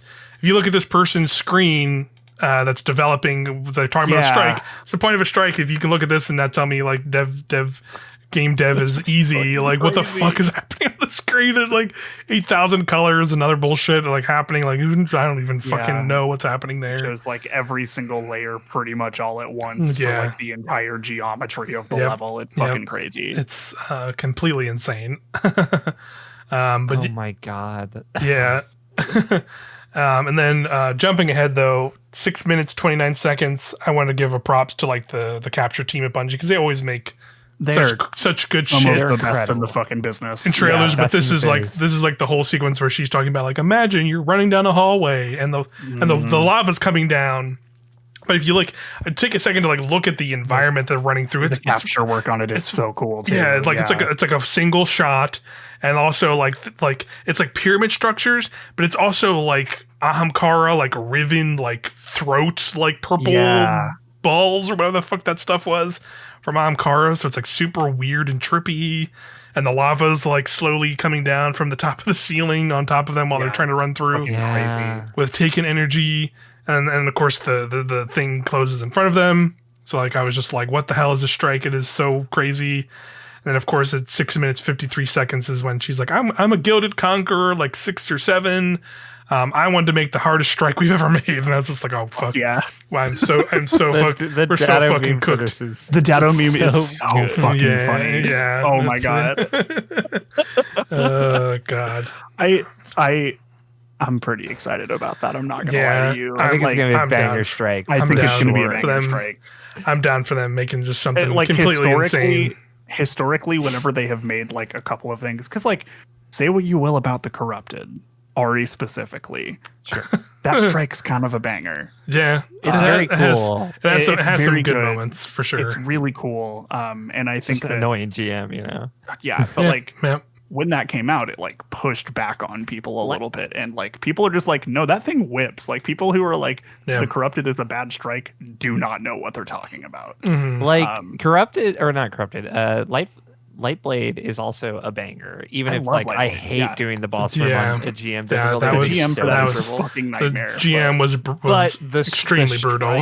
That strike a banger. That strike is super fun. It's super fun. Yeah. So yeah, if it's anywhere near this, which I imagine it will be, at least for this kind of like first go around, like it's gonna be brutal. And obviously we know like there's all kinds of dread stuff going on in that GM. So you know, and Taken.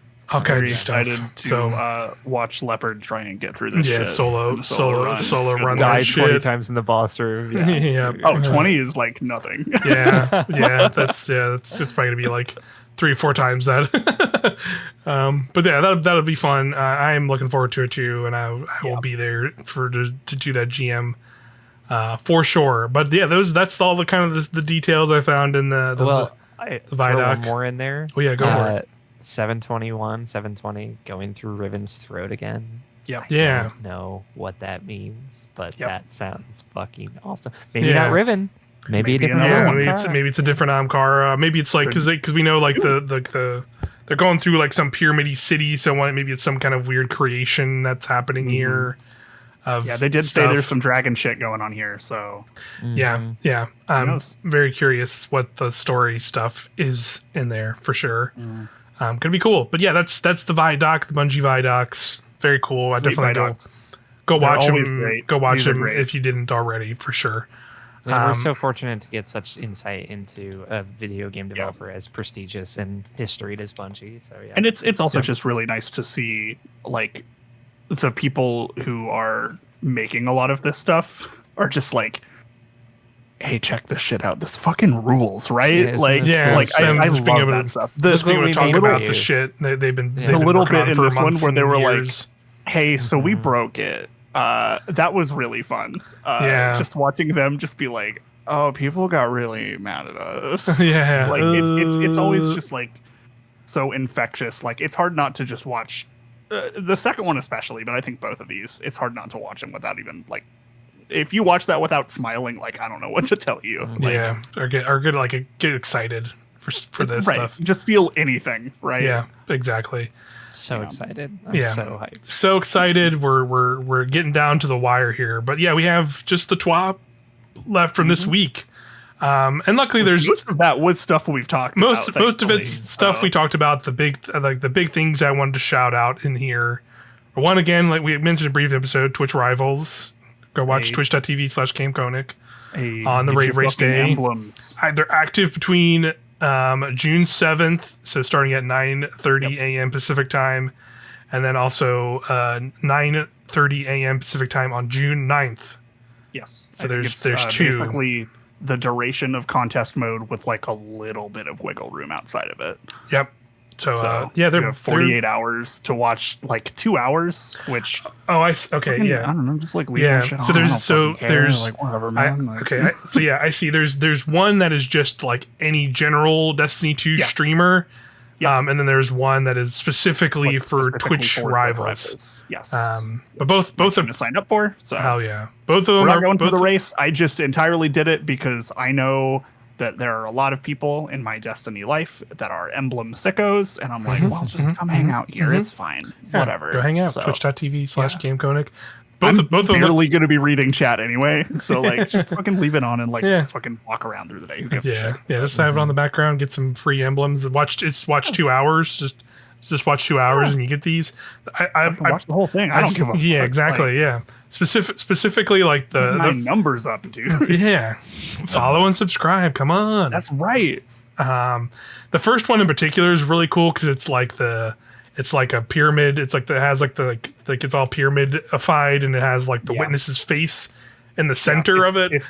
But it has like this weird symbols that have been like Vow and in the pyramid stuff like on his face. It's called kind of Stand-in Salvation, which is pretty cool. Yeah, that's a good name for it. It's a good I like one. the second one a lot just because I think that like color gradient is really nice, but like the first one is like just conceptually cooler. Yeah. They're both pretty. They're both pretty solid for sure. Yeah. I wonder what that symbol in the second one means. Other thing I want to shout out again. They mentioned. I think we've talked about it a couple times here too. But again, the last Tuesday, the last week before Final Shape, they're doubling the shiny drop rate and for the brave weapons. Yeah. So they've already doubled the loot drops from Onslaught, so even more trophies and weapon drops. But now they're also increasing the shiny drop rate for the last week. So get in there. I'm gonna be going hard. Now that I'm done with Godslayer, this is like my primary focus. Yeah. Same. I have seen like I looked into a little bit as far as like what increased drop rate specifically means and like just a couple of other things. And like my understanding is like the increased drop rate was like anytime that you are running Onslaught specifically and you have a chance and like you get a drop of, be it like your token drops, I think are straight up doubled. And anytime you get a weapon drop, there is just a chance for you to get another one. But also in activities outside of Onslaught, you can just get drops. Anything that drops like trophies of bravery just also have a chance to give you just a brave engram. Yep. Yeah, I've been getting some drops. Like I was very confused whenever I did like week 3 of Pantheon, we cleared Golgoroth and I got a shiny Edge Transit and I'm like, hey, what the fuck? Yeah. It's following you wherever it goes. Kind of, yeah. But and then you need it for day 1. You're not allowed. I think I've seen like anecdotally, I don't know if it's like actually confirmed what the drop rate for shinies is, but people are saying it's going to be going up. Like right now it's like 2.5%. It's going to be going up to 5%, which is like, it sounds small. 1 in 20, dude. That's such a good chance. You know? Yep. I'm saving. I have 600 plus trophy of braveries for a reason right now in my. The moment they announced this, I stopped turning those in. Yep. If you like if you do a full regular Onslaught, you get about 90 trophies of bravery. Yeah, and because of like the double drop rate, like regular Onslaught is like if you complete a full 50, it is bananas. Like an insane it's like way to farm. to 25 it's like so guns. Good. You can get a lot of guns now. So definitely, if you want some shinies, play a bunch as much as you can this last week. Get warmed up, get your builds ready, get your drip ready. Get your drip ready. Turn in those legendary shards. Shards. Yeah. I went to the moon and I'm going to be spending a lot of time at the moon. Yeah. So that's I definitely recommend. I went through like 3 fucking stacks of raid banners just like just doing Pantheon. I bet. So I need to stock up again there. Yeah, I'm currently sitting at about 500 raid banners and I think I have a full stack of those phantasmal fragments, which you can go get on the moon. I definitely recommend either of those to folks. Yeah, if you're looking like, I have a lot of legendary shards, because you can transfer the phantasmal fragments into Glimmer at Rahul. So it's 10. So it's 10 legendary shards for a fragment, and it's 10 fragments for Glimmer. But it's still pretty good because that's just like an extra free disappearing. So exactly. Yeah. And then obviously you can also get raid banners at Hawthorne as focusing. Well. Yeah. So get some armor for your other classes if you I need to do that. That's what I did. Bad. Mm-hmm. I need some of my stats are pretty dog shit. So but yeah, definitely worth doing that. And also I should just say, since we're doing like general housekeeping, they did mention in this like they're doing the usual like Monday the game's going down. It's gonna be down for 24 hours. So 24-hour maintenance. So like you technically don't have all the way up till the launch of Flight of Sunday and Monday early morning, and then that's it. So that's like basically your cutoff is that Monday. When Monday reset happens.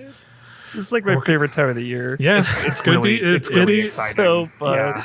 Like with that we have like Mike and I, we've done this tradition for like 3 years now. It's I'm so excited. Yeah, back at it. Start of the year. It's exciting. We have one more thing to go over though in the TWA. Yes, that is the Pathfinder. They finally give us the breakdown of what this system is and what to expect with it doing the final shape. It's basically going to be replacing like a lot of bounty stuff in general across the game. It's like, basically bounties. Yeah, they're basically taking it. That's why they're taking out Vanguard, Crucible, and Gambit bounties, because this Pathfinder is going to be replacing that, and then the Pale Heart Destination will also have this in place as well to do. So this is kind of how they describe it here. Pathfinder is a brand new pursuit system we're introducing in Destiny 2 that consolidates bounties, patrols, and weekly vendor challenges into one streamlined system that you can access anytime, anywhere, and via the Director. Different Pathfinders can be accessed from relevant screens of the Director by selecting the Pathfinder node or using a hotkey for quick and easy access to the system. When you open a Pathfinder, you will be presented with 20 objectives divided into 5 tiers. leading to every guardian's favorite thing, big shiny loot. To reach said loot, you must complete objectives and claim them to form a path from the leftmost tier to the right. While you can progress through all objectives on a Pathfinder without restriction, you will need to claim at least one objective in each tier before you can claim an objective in the following tier. Every time you claim an objective, you will receive rewards, progressing your path towards the final reward and opening new potential paths. Building a path to the final reward allows you to claim it, and claiming the final reward opens a new opportunity, resetting your Pathfinder. Resetting your Pathfinder costs Glimmer, but it will give you a new set of objectives to complete and a new final reward to pursue. These new cards are built using a mixture of authorial control and procedural generation, so once you start resetting, your cards will diverge from those of other Guardians. As long as you still have the Glimmer to do so, you can continue to reset Pathfinder cards after claiming final rewards as many times as you'd like each week. But the value of the final reward will diminish with resets of your card to a point, however, with every weekly reset. The value of final rewards will also reset, your objective progress will be lost, and every Guardian will start the week with the same fresh card. So yeah, it's basically going to be weekly. It's going to be doing, like, if you were doing weekly bounties before, this is essentially taking the place of doing those weekly bounty pursuits. Don't need to get them, and you get rewards at the end of each track. Great. Yep. It's just a win. Mm-hmm. For sure, because it's that. That's the big thing with this. You have to keep in mind. It's like this is just good. You're just going to naturally be progressing this now, rather than having to go into the tower, grab a bunch of bounties, and then start doing bounties. Spend Glimmer. Like this is just already. Yeah, this is going to be already going pretty much when you start. So, and then I go on to say, why is Pathfinder? We set out to build Pathfinder. We had 4 core goals. The first goal is consolidation. Destiny 2 is an enormous game that has evolved constantly over the last decade. Yeesh. Many pursuit systems have been added to the overtime. These systems are accessed in a myriad of different ways that make it difficult for Guardians, experienced or not, to understand what they can be doing at any given point in time. We set out to build one system that has the capability of aligning all of these into one cohesive UI you can always access from wherever you are. Our second goal was to give players more agency. Bounty systems in Destiny 2 typically let Guardians pick from a handful of fixed bounties that reset each day and provide repeatable bounties for those who wish to further engage with the system. These limited choices result in a system that feels prescriptive about how you should play instead of putting you in control. We want Guardians to feel ownership of their engagement with these systems with the ability to chart a course that matches the goal of their play session. So they have some screenshots in here too. So this is a good one because at this point they have the rituals one. So you can kind of see a layout of it where there's like the initial tier, which seems like I'm guessing are kind of general things you can be doing in any of them. And then you can see Crucible ones, exactly, ones. Yeah. You can see like in the nodes, like here, there's like the line they've tracked so far is like they did a general one, then a Gambit one, gross, then they did a general one, but it seems like you could be doing.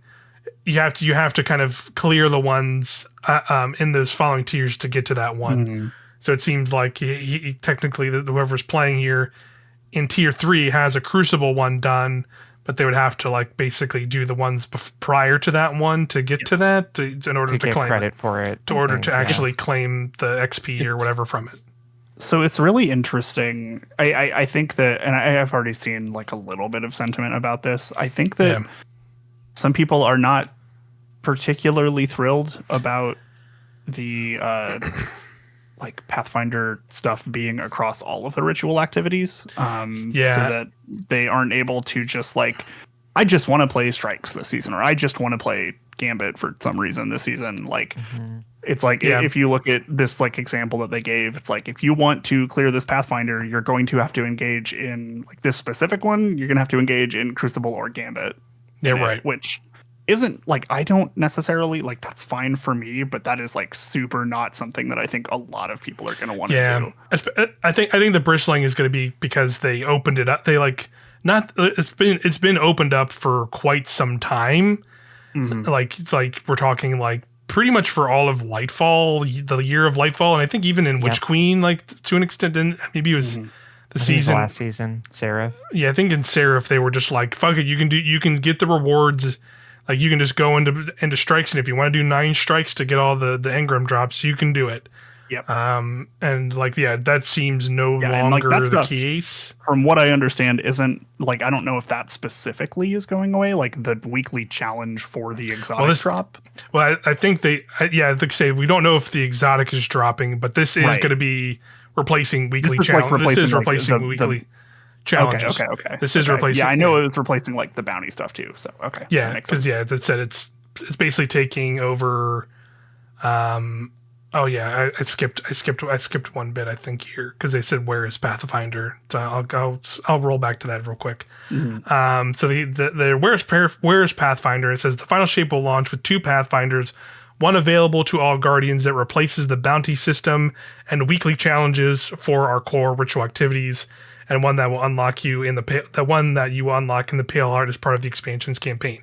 So yeah, when they say bounty systems and weekly challenges for our core rituals, I think the weekly challenges are like you're doing like the 3, you do the 3 and get an exotic engram, or you do whatever. So I think this is basically taking place of those. So overall, it's like kind of going to be like a nerf to those things to an extent of how it works currently.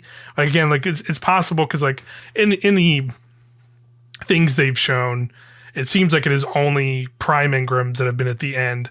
But it could just be a thing where, like, maybe once you get to max light level or whatever, then they become exotic engrams again. Like, I don't know if that's how it's going to work. Later on, it does kind of go over, like, the rituals, like Pathfinder, like, specifically.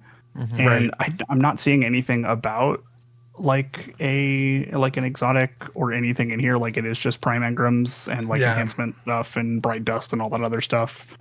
Yeah. So, like, I would be interested to know if the like weekly challenge for the ritual like engagement stuff is going away. I think that people would not particularly like that, especially it being a recent change. Yeah, it being like you getting those exotics for so long. See anything that would like I'm not seeing anything, at least myself, that would kind of like communicate that change. So like we'll see. I wonder if there's things they classify as milestones instead of ritual challenges. I don't know. It's possible. So they could just both exist in this system. Yeah, but it's entirely possible. Yeah, we just don't know yet. Yeah, for sure. And I know like we forget about so much because we do so little actual like grinding to power levels of certain things. But I know there's like a thing where like depending on what your power levels are, it like dictates what that like weekly challenge reward is. So I think like normally it is prime engrams for a while. So I wonder if it's like if you get to the pinnacle cap, and once you're at pinnacle cap, then they become exotics again, right? And then you can go get the exotics.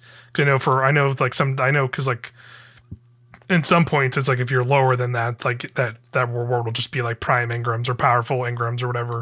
At least it was like that at some point. Again, they could have change that aspect of it too at some point. Yeah, I just don't know. I feel like that would be like almost too convoluted of a system, but I also we don't know for sure. Yeah, we don't know for sure. Yeah, I think this is going to end up just being very straightforward. Yeah. It's like you have bounties up all the time basically, and you can turn them in from a menu as opposed to having to go get them. And stuff like focusable engrams for the Pale Heart is great. Yeah, I imagine I will probably engage with the destination one way more than the ritual one, but I think the ritual one is like not a bad idea because I like they kind of mentioned this is a good thing for people who don't know what they need to be doing, and we have all been playing this for a while. Right? Yeah, for sure. I love the UI. Yeah, it looks nice. Yeah, it looks nice. Yeah, so I'll keep going here. In the Where's Pathfinder section, it says the Ritual Pathfinder provides you with a set of objectives that span all of our ritual activities, virtual Vanguard Strikes, Nightfalls, Onslaught, Gambit, and Crucible. So shout out to them calling Onslaught a ritual activity. So that's cool. That's shout out to them saying Gambit. Gambit has been Control mentioned. F Gambit, it happened. Gambit mentioned. Holy shit. Control F Gambit. Some of these objectives can be completed in any of these activities, while others will require you to dive into a specific ritual or mode. An update later in the year of the final shape will make it even easier to get these ritual screens while you're in their activities, as well as it makes it easier to access the Rituals Pathfinder. But we don't want to reveal too much about the new destination. You can expect the kinds of objectives in the Paleheart Pathfinder to roughly align with what you expect to see from destination bounties. With the addition of some new location-based objectives called field assignments. When field assignments are featured on your Pathfinder, you can expect to see them marked directly on your destination map, where you can track them to take advantage of your waypoint system to help navigate to their location. That almost sounds like a public event, but like a more fancier public event. Scan your ghost here. All right. I guess like patrols. Yeah, that's true. It sounds like a good in between of like patrols and public events. Yeah, it might just be like do this lost sector or like, hey, there's this thing that happens over here that we just don't know about yet because it's like a week before this comes out, and they're just like, it's just going to be over here, so here it is on your map. Just go have a good time. So let me jump back into why is Pathfinder. I'll scroll down because I read some of this already. Because they talked about they wanted to like open it up, so like, hey, you're always, you're always picking very specific bounties or whatever. Then you have more choices through the objectives through Pathfinder. So let's see, what's because they said they had 4 goals, and that was the last goal I think I mentioned. It was that second goal, right? Bounties system to you expect from a handful of fixed bounties. Yep. So here's their third goal. Was making decisions matter a bit more. Our existing pursuit systems consist largely of disconnected individual objectives that have no effect on each other. In many cases, a guardian's decision regarding these objectives are limited to doing or not doing a particular objective or spending glimmer to re-roll repeatable bounties they don't like. Pathfinder's path-based system incentivizes guardians to complete objectives that may otherwise be out of their comfort zone to achieve a more direct path to their final reward. It also allows guardians to forge a more elongated path around objectives that don't call out to them. As their options diminish closer to a final reward, guardians will be challenged to engage with a particular activity mode or play style that require more rewards. Yeah, I do love the phrase. You'll be challenged. To do something else. Yeah, I think that's like they're trying to put it that they're going to put it that way to be like that's our intent. You're challenging, or like maybe challenge you to play a game of Gambit, play a new thing, and do a thing, or like. But I think the reality is the harsh reality is players are going to very much be like, you're forcing me to do a thing I don't want to do. I don't want to do this, and then they're just going to re-roll this shit anyway. So in the last 2 columns, if there are any Vanguard ones next to each other, people will go out of their way to like avoid doing the other 2. I think. Yep. Yeah. Pretty much. I know that because that is probably what I will do. Yep. Also, same. Yeah. Also, same. Yeah. Like if it's just like they said, like, I got to take a longer path to get a little bit more XP, and I cannot be miserable playing Gambit. Great. Because this one also says here, like face to face, like they have like the Pathfinder rituals. It says Primeval summoned 3. So for that one, you would have to play 3 Gambit matches. Three. Yeah, that'd be 3 Gambit matches. So like that's you can't get like super swept in them either. Yeah, because you can absolutely lose before and not you get a Primeval. And that reward is a Prime Engram from that. I don't know about that. So yeah, I'm definitely to know what the Crucible ones are. Yeah. So yeah, I get it. They're trying to like push some people out of that, push people to do more things. Like, please, for the love of God, we need people to be in the Gambit playlist, please. Or something for whatever reason, but like I'm sorry, there's just you're just never gonna get some people. It's just not gonna happen. That's the reality of it. Some of us are Gilded Dredge in 3, and we're done. Yeah, we're done. Some of us don't even have the Dredgen title, even though they have one of the easiest triumphs to do for it, still to do, and just have never done it. Let's say, because some of us don't blame you at all. Because I don't care. I don't blame you at all. But yeah. You're free. Just think about exactly. it. Like Exactly. But they're bringing the Dreaming City map back in the final shape. So look forward to that. That's the thing. I don't even think they said that's happening. Did they? They said it at some point. They have not reiterated it, so it may no longer. Yeah, I remember them talking about it. I remember them talking. They were going to bring it back, but I don't remember if it was like with the final shape or was it like in the year of final shape. I don't remember. I'll find out. Honestly, the last I remember was it was going to happen at some point, and I thought it had happened already, but I was mistaken. Whenever I asked somebody, and they were just like, "What the fuck are you talking about?" Yeah, pretty much. So let's hear. This is the fourth and final goal, which I think we already touched on a little bit, but it's was to reduce barriers because let's face it, much of our time as Guardians is spent zipping between destinations to prepare to play the game.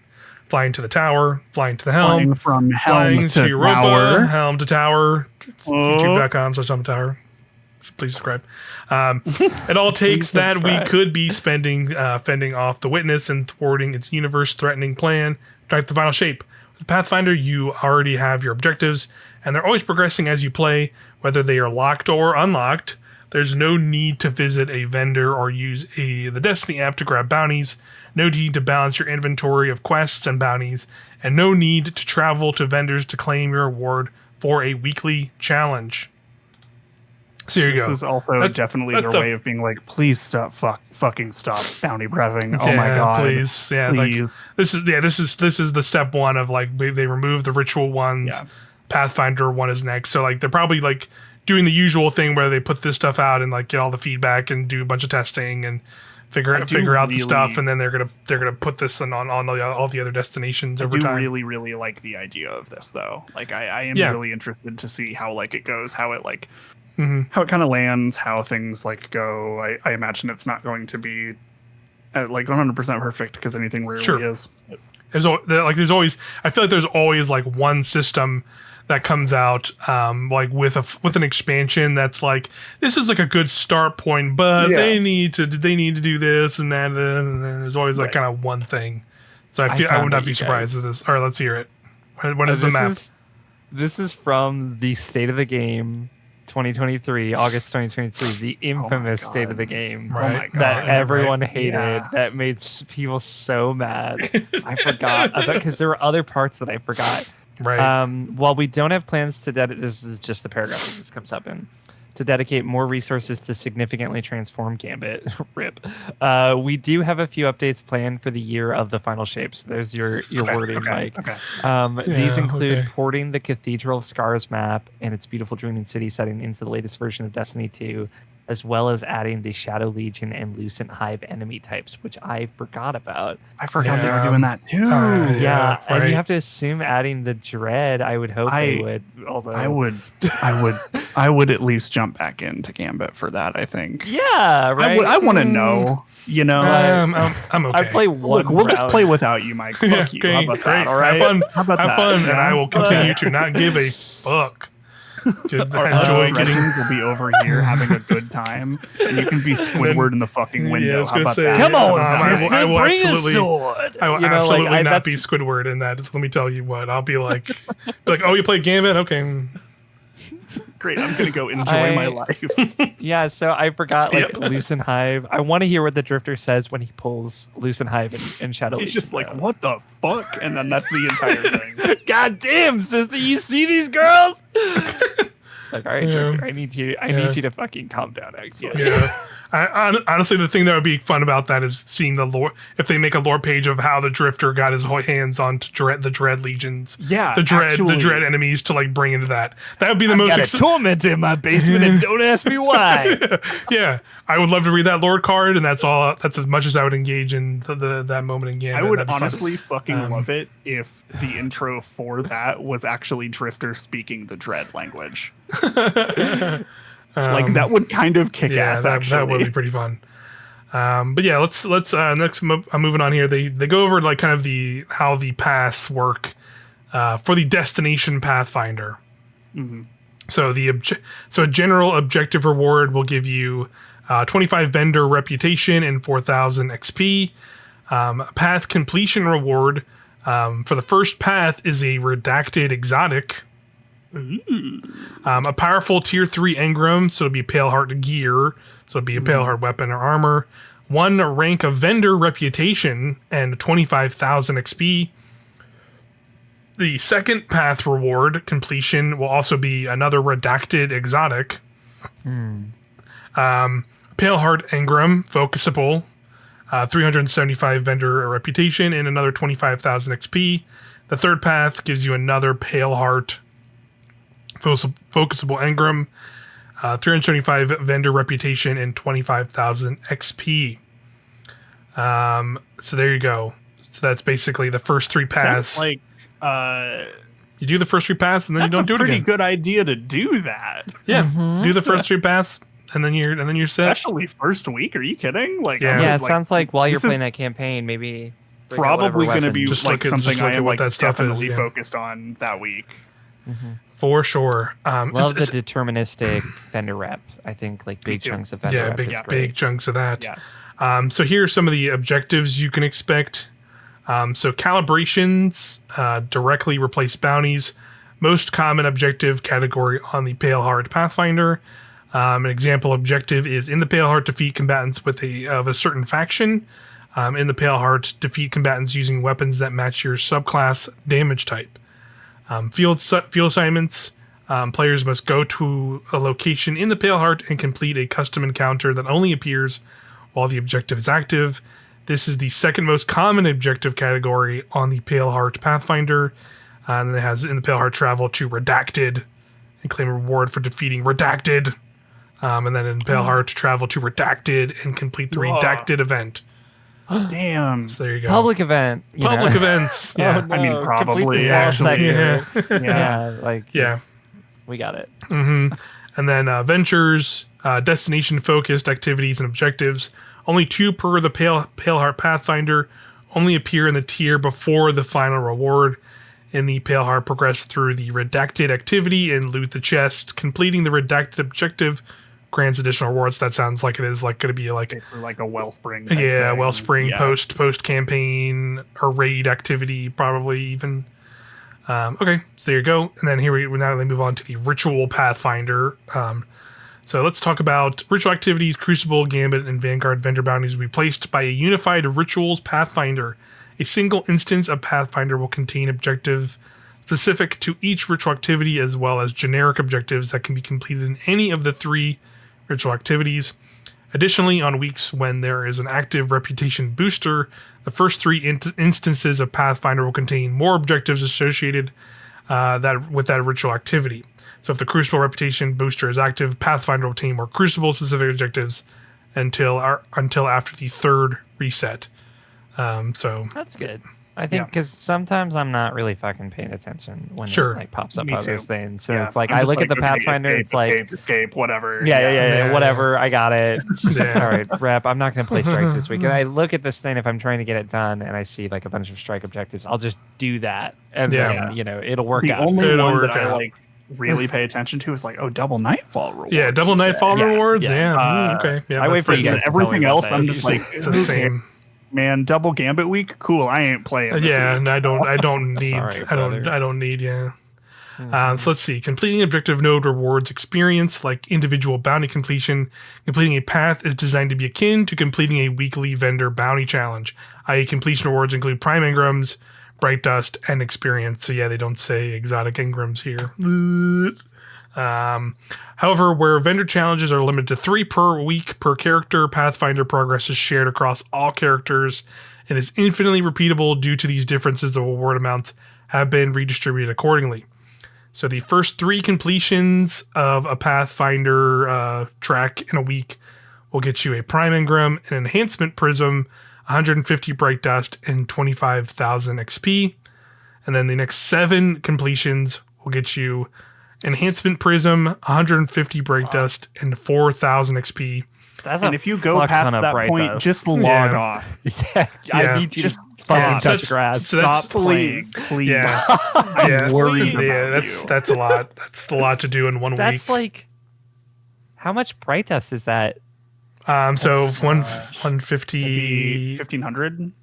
Yeah, right? It's about like honestly the thing is though, like it's like in some ways, like although like this is a lot, that's still kind of a nerf because you have repeatable bounties right now, so you could feasibly go to each vendor and just grab those bounties and keep doing it. Like that's like an even more insane level than just doing these. So like there's obviously not a lot of people doing that, but like it is technically I feel like the way that I typically get my Bright Dust is from like farming events. Whenever like event stuff happens, but also events, like seasonal challenges. We don't know if those are going to be coming back for episodes. Yeah, episode challenges, I guess, whatever the hell they'll call them. Yeah. Those give like a fuckload of bright dust. Like, the only one I really would do is just I would do I have been doing these past couple weeks. Is just doing the Vanguard, like 8 Vanguard bounties, which are easy as fuck to do, and then I just get 120 like bright dust per character. And just get that per character, and then I move on. So like realistically, I could do the three first weeks and get primes and prisms, and then I get pretty much the same amount of bright dust I would get nowadays anyway that I'm doing it. So that's fine with me. So that's generally fine. So there we go. Let's see. That's largely Pathfinder. Yeah, it seems all right. I'm sure it'll be a thing that like once we play a little bit, it'll be like, well, okay, let's. I don't like how much Gambit or Crucible you're forcing on me right now, Bungie. I am interested to at least get in and play around with it. But see how it is. Yeah. At least makes will me make their opinions very known. Yeah, and at least is like an avenue for them to make it like potentially more interesting to like go back onto destinations and do stuff. Because like right now it's like I don't really like who's going on to EDZ and doing patrols right the fuck now. Pretty much no one, unless you're like bounty prepping or something, and that's like one of your bounties. Like I went to Nethys for the first time maybe in 3 seasons to bounty prep. Like where if they like kind of do like Pathfinders that like for these destinations. And like get at least like make that like a Prime Engram reward that you could go do if you wanted to. Outside of that, or like make some more interesting reward for like going to just go to a planet and do shit there. Like that could be all right. So we'll just have to see. I don't know about you guys. I'm not trying to project here. I always have hated bounties in Destiny and Destiny 2. I think they were like one of the worst parts of the entire game, to be honest. I think it's like literally go to your phone potentially, and that's how I do it, and like pick up a checklist of bullshit to do for minimal rewards, or because you have to, or for the experience, or for rev. I think it's so bad. Especially for new players, like it doesn't make any fucking sense. No other games do this. It sucks. So like just making it passive in the background of like this is always active. Such a good idea. Is way better.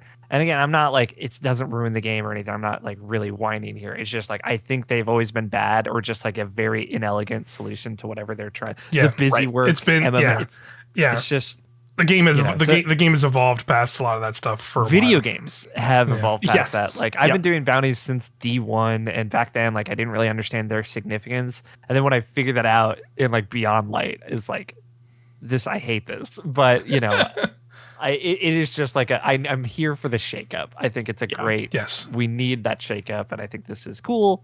Looks cool. Yeah, I'm happy they're at least trying something. Yeah. For sure. I'm happy that they're trying it before being like, all right, and this is in everything. Like let's maybe learn a little bit from however this works out, and then tweak it, make tweaks and adjustments for sure. A nice quality of life change here. Next up in the TWAB. So starting on June 4th, players will be able to set any quest category on the left column as the default when you enter the quest tab. At the same time, all milestones will now show up on the quest tab, although they will not count against the total amount of quests and bounties that a player can hold in their inventory, and will still be able to hold 63 in total.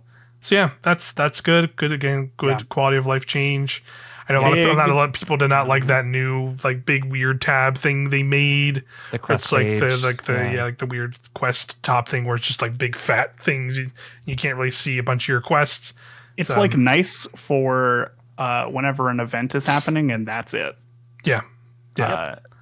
Every other part of the year, it's just not it. So I think this will be good. Yeah, for sure. And then they also go on to say, for players who want to keep everything more organized, we have also updated the quest tab so that tracking quests in individual categories will now bring them to the front of the sort order in the quest tab. And last but not least, if you hover over a quest in the quest tabs, it will let you know when you can launch it directly from the detail screen. So now it's more straightforward to get from checking it to playing it. So if I'm reading that right, that just literally means like you can hover over a quest and like launch it from that directory like immediately. Is that what that's saying? Right? I think so. If you hover it will over, let you know when you can launch quest it directly from the quest detail tabs, screen. it So will I let you imagine know it's when you can probably launch not. it. It's probably not a thing where it's like just from the like top level quests thing you can launch it there, but it'll be like, hey, you could launch this if you want to. Just open it up and we'll just do it here. Yeah, like available or yeah, that's probably some sort of like technical limitation, I would imagine. Right. Okay. I gotcha. Okay, because I was thinking it was just going to be like that's fine. Yeah, I never use it, but like it's good for people who don't know where to go for certain things, right? Yeah, that's definitely seems like what it's going to be helping is like, hey, go launch it from here, and then like, oh, okay, got it.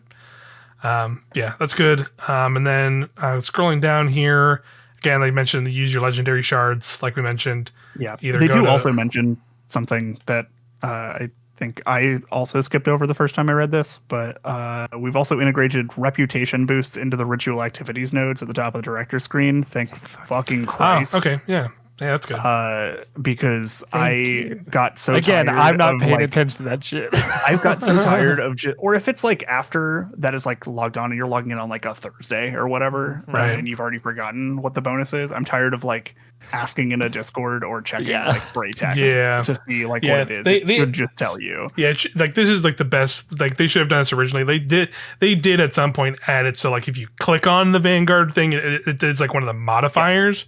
But right, like this is just like a better. This is better because it's literally just you open the director for the day and you'll just see it there. Yep. Like that's smart. Absolutely should have been like that. Just period. So that's good. Yeah, good change for sure. Quality of life thing. Mm-hmm. And then again, legendary shards going away with the final shape. So yeah, like we said before, either use them or lose them. Go to Hawthorne, grab raid bounties, or go to the moon and go to like the little lectern and just buy phantasmal fragments, and you'll be glimmer rich. Yeah, if you just want glimmer, which is pretty much all you'll need, then just for sure. And then again, they kind of were like, here's the last two Pantheon bosses. I don't think there's any kind of interesting like lore. Yeah, there's stuff. They always put some like cool lore stuff in here, but it wasn't really. We've been going for a minute. I don't really have the energy to unpack it. The poster's cool. Yeah, there's a cool poster. Super fucking cool, dude. Yeah, it's a cool poster. You can go buy and get you can go to Displayed if you want to see that. And then they have a bunch of reactions to Trevor in here, which are pretty fun. And then again, they mentioned Final Shape, 24-hour downtime. So starting on 9 a.m. Pacific time on June 3rd. So at that time frame, if they're shutting it down, and then you're done for 24 hours until Final Shape comes out. Mm-hmm. There we go. We've made it. We're in the final stretch. We are in the final stretch. The final stretch to the final shape. The final stretch to the final shape. Indeed. Yeah. Like I said, we'll have one last episode before the launch here, I think. Mm-hmm. Going over whatever else they tell us this week that we're now in. I know we're getting the launch trailer. We're going to launch trailer. There might be some other little last minute details. Like I wonder if they'll give us kind of any. They haven't given us like previews of like what like Nightfall weapons or anything we're going to get. So I wonder if they'll tell us that stuff this week, because they usually could be pretty interesting for sure. So we'll talk about it again. We'll have that last episode. Again, it'll probably be like the Monday before Final Shape when downtime is happening. That episode is always perfect for when you're in queue. Yep, as well. Throwing it out there. Mm-hmm. As well. Mm-hmm. Perfect listening for all that. But thanks everybody as always for watching. Yeah, for enjoying our 4 hours of podcasting. 4 hours. 4 hours of podcasting in a single week. It became real. It sure is real. Looking at this timer. Basically 5 hours. I'm happy that we did it across multiple days. Though. That's why I could sleep. That's why I thought about doing that, because I was just like, we can't. I don't think we can do a 4-hour podcast in one day. Like, I don't want to upload the YouTube. That we'll be tired and like blah by the end of that thing. Thanks everybody. We'll be back with one more episode for Final Shape, and then of course we'll be streaming it, as we mentioned in the last episode, on Tuesday. So we'll see y'all then. We're almost there. Yeah, we're almost there. We're doing it. Thanks everybody. Video games. We'll see you next time. Bye. I love you. Bye.